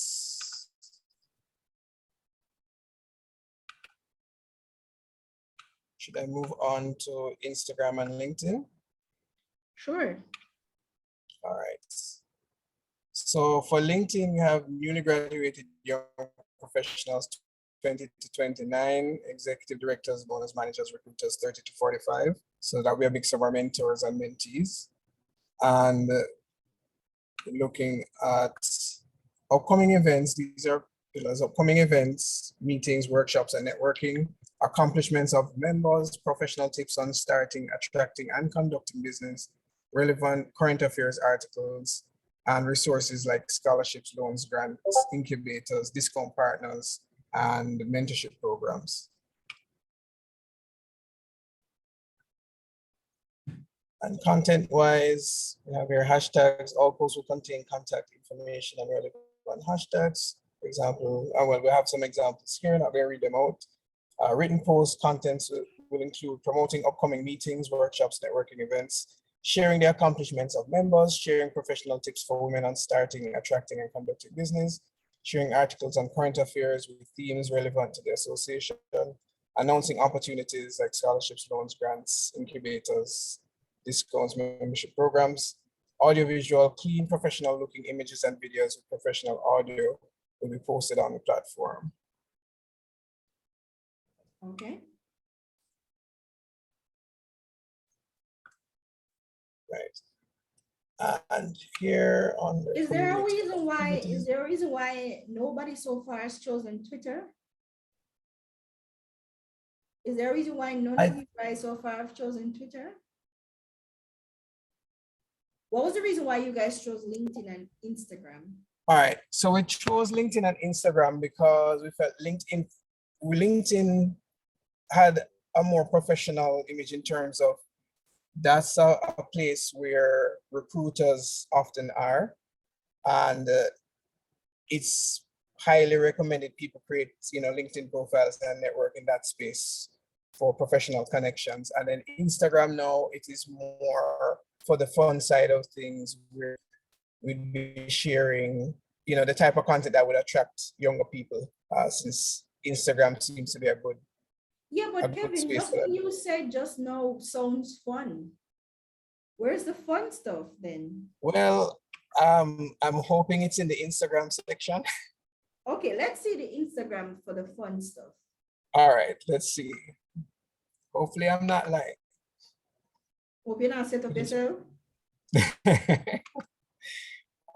Sorry, this thing, here we go, Instagram.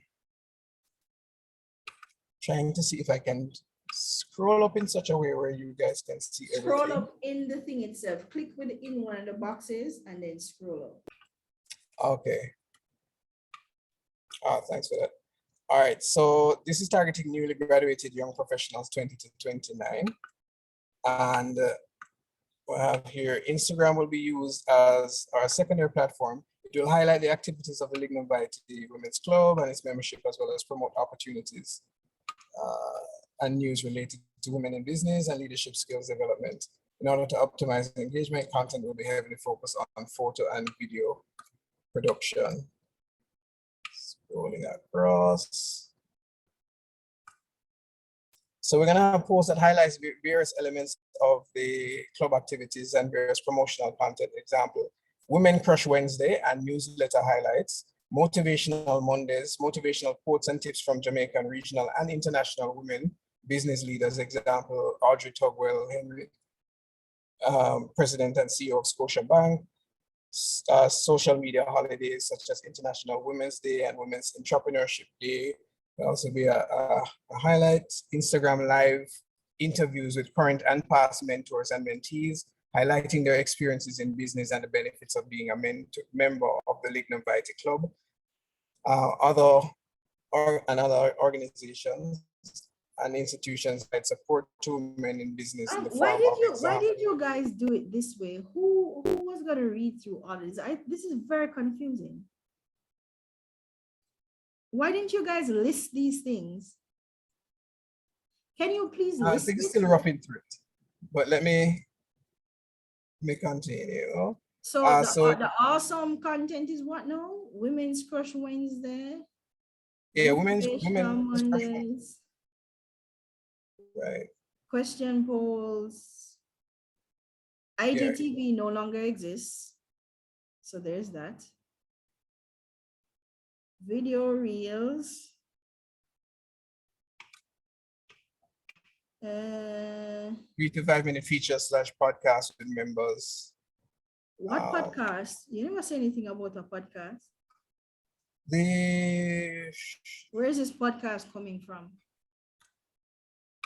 I don't know. I feel like there was this podcast mentioned, unless it's something that we took out and forgot to.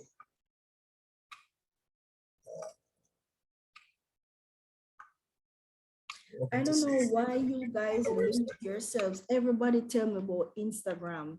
This is a professional members club and you guys are telling me Instagram for your social media. When you have Twitter, you have Clubhouse, you have even Facebook.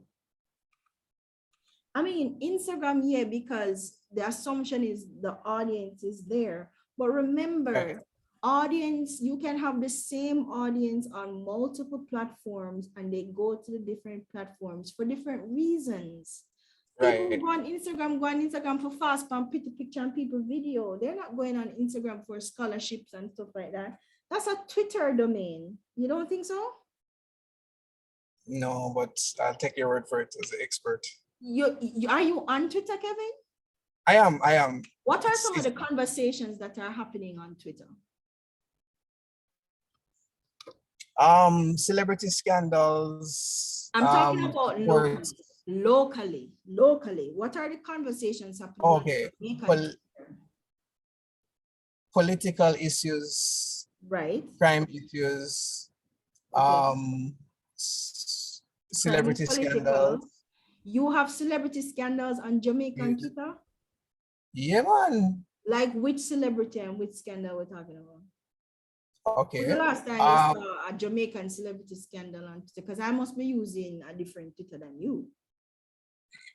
It might be. I mean, remember, so Twitter going to tailor towards what you often, I guess, engage with. But literally, how I will find out that some fight happened at some stage show or some celebrity broke up with whoever, usually I'll see it on the trending side. you look on Twitter trending. Is that the Why is BB man majority of the trending? content you see on Twitter, on Jamaican Yep. Twitter? I That's so interesting. I hardly because use for Twitter me- because I Yeah. hardly use Twitter because every time I go on Twitter, I'm like, okay, it just seems to be scandals and murder and sports. And so Murder. You see murder on your Twitter? yeah, I so find this very interesting because on yeah, my when I go Twitter, on you know what Twitter, I see a lot? I see people talking about career. I see people talking about investments. I see, yes, there's a I little celebrity see gossip and investments suits sometimes. mix up in it, but it's mostly politics and business on my Twitter, which is why No, not maybe on mine. maybe is why I'm saying that Twitter would be a platform that I would choose, because people go on Twitter to connect with people in the industry, because you can directly talk to people in the industry on Twitter, which is, I'm surprised that you are saying this because you're in the film Well, animation business, and right. that's where these people are. They're on Twitter. That's not where I find them on Insta. They're on Twitter, but I find they're more engaging content on Instagram Yes, you find and YouTube. content on Instagram, but can you directly But engage them on Instagram? yes. Well, How all do right. you So I'll how give do you an you example. directly I'll engage give you an ex someone? Okay, Let me yeah. give you an example. Let me give you an example. So in terms of filmmaking and animation, I will message people on Twitter, right, all day long, and I don't get a response. Or when I do get a response, they say, oh, I barely use Twitter. When I message them on Instagram or LinkedIn, I get a response and I get email contact and I get to talk to them. I had to find a owner of an animation studio in Canada, and I tried Twitter to this day. He hasn't answered me on Twitter, but we spoke on LinkedIn and I got him to come and host a meeting as a result. So Twitter, the only thing that I find that extremely fascinating because the animation space on Twitter is so lively. no, but here's the thing. What I do find useful on Twitter, why I'm still on Twitter, is animation jobs. I see a lot of animation jobs posted So, on but where Twitter. you think those are coming from? It's from the community. No, There's I know even it an is. entire animation community on Twitter communities that I, I'm a part of, I, and I don't even animate nothing. no, I understand that, but when I speak to them, I don't get as much interaction from them as I do when I'm on LinkedIn or I find that Instagram. very interesting, Kevin, because I've reached out to even Canva. I literally messaged Canva within half an hour. Canva responded to me. So I'm not sure why you're having that. And most of the persons I've spoken to, so like Leah, when you want to reach out to people, Twitter or LinkedIn, because Instagram doesn't have a direct communication feature. Yeah, I'd have to DM somebody, which is not direct.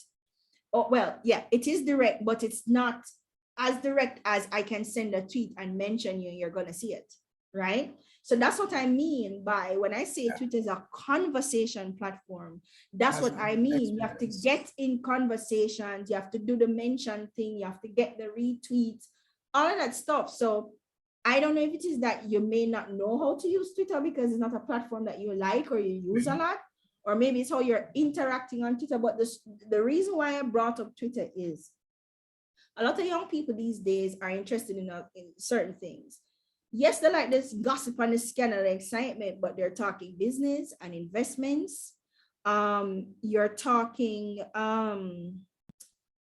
they're talking politics. That's very heavy on Jamaican Twitter, and they're talking entertainment and sports on Jamaican Twitter. Caron says, but you can add someone or tag them on Insta. Caron, the feature of tagging and mentioning somebody on Twitter is extremely different from doing that on Instagram. Let's be real. It's a completely different process altogether. You can tag and add somebody on any platform. I'm talking about the effectiveness on doing that on the different platforms, which is why I keep telling you guys, you need to understand how each platform works. You're going to have features that are common across all platforms. I'll give you an example. You guys remember that at one point, Twitter had a story feature. They no longer have it. LinkedIn had a story feature. They no longer have it. So there are things that are common across platforms that you can do. They don't work as well on some platforms, or they work better on some platforms. Twitter mentions is literally a thing.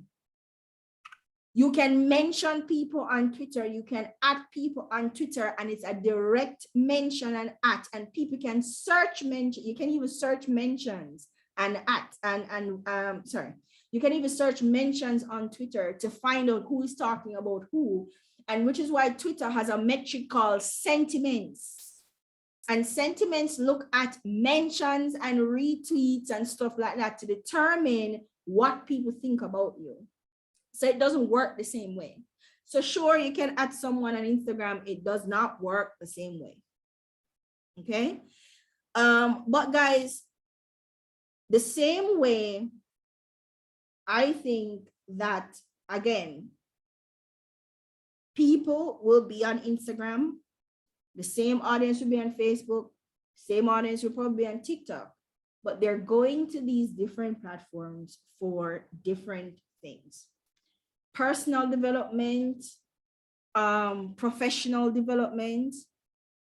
In my experience, Instagram is not necessarily the best platform for that, because Instagram can be cumbersome, whereby in order to communicate on Instagram, you have to post something, right, Kevin? Kevin gone?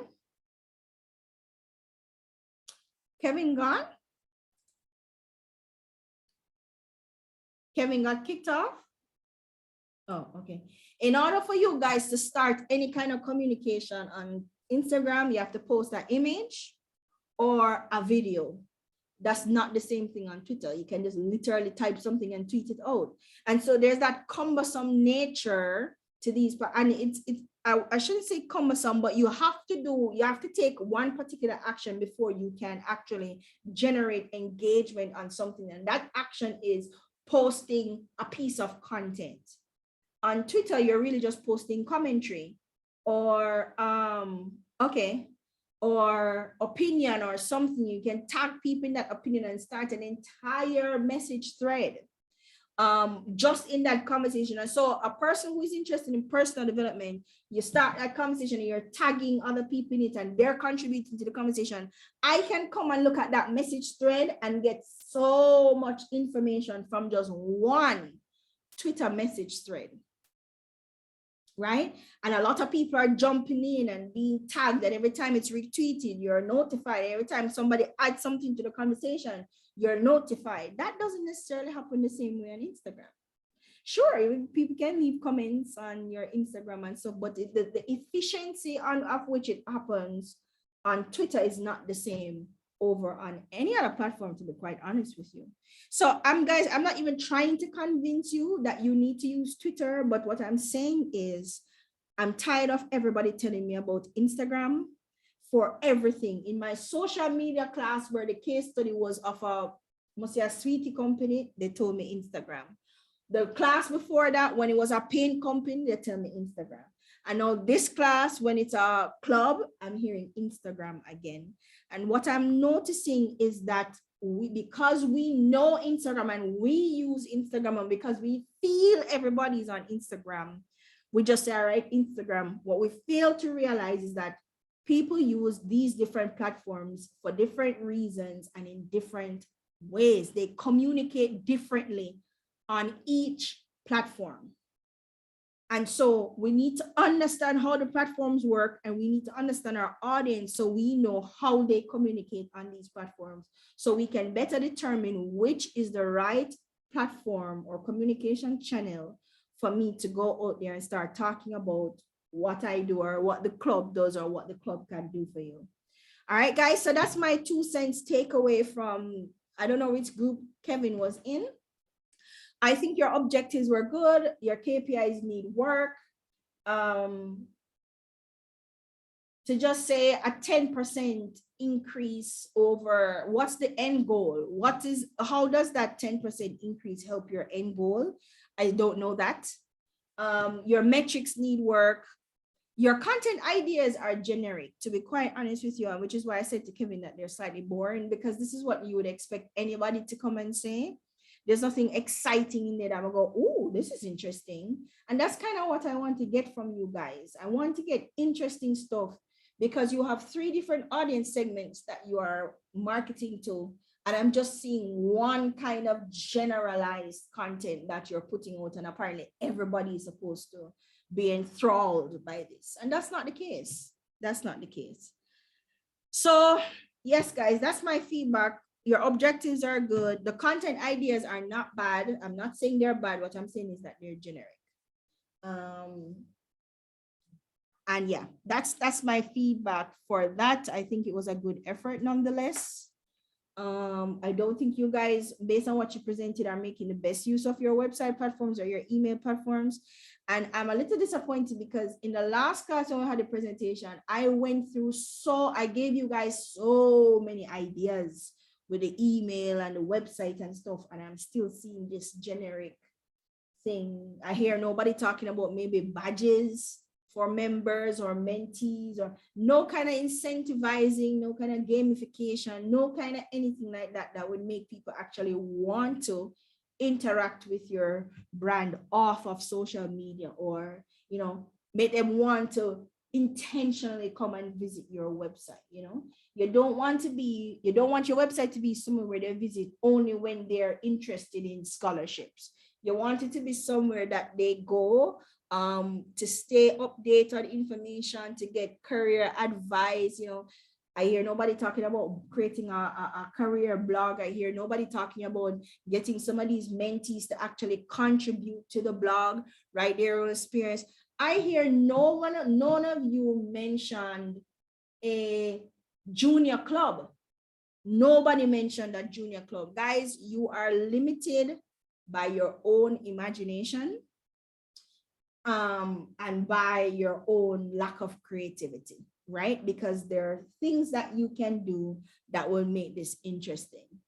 And so I just want you guys, I want all groups to go back to the drawing board, look at their content, and look at the ways they can make their content more interesting and exciting for the different groups of people that you guys are targeting. And that's my 2 cents for today. Guys, I will see you on Wednesday next week. Have a great holiday.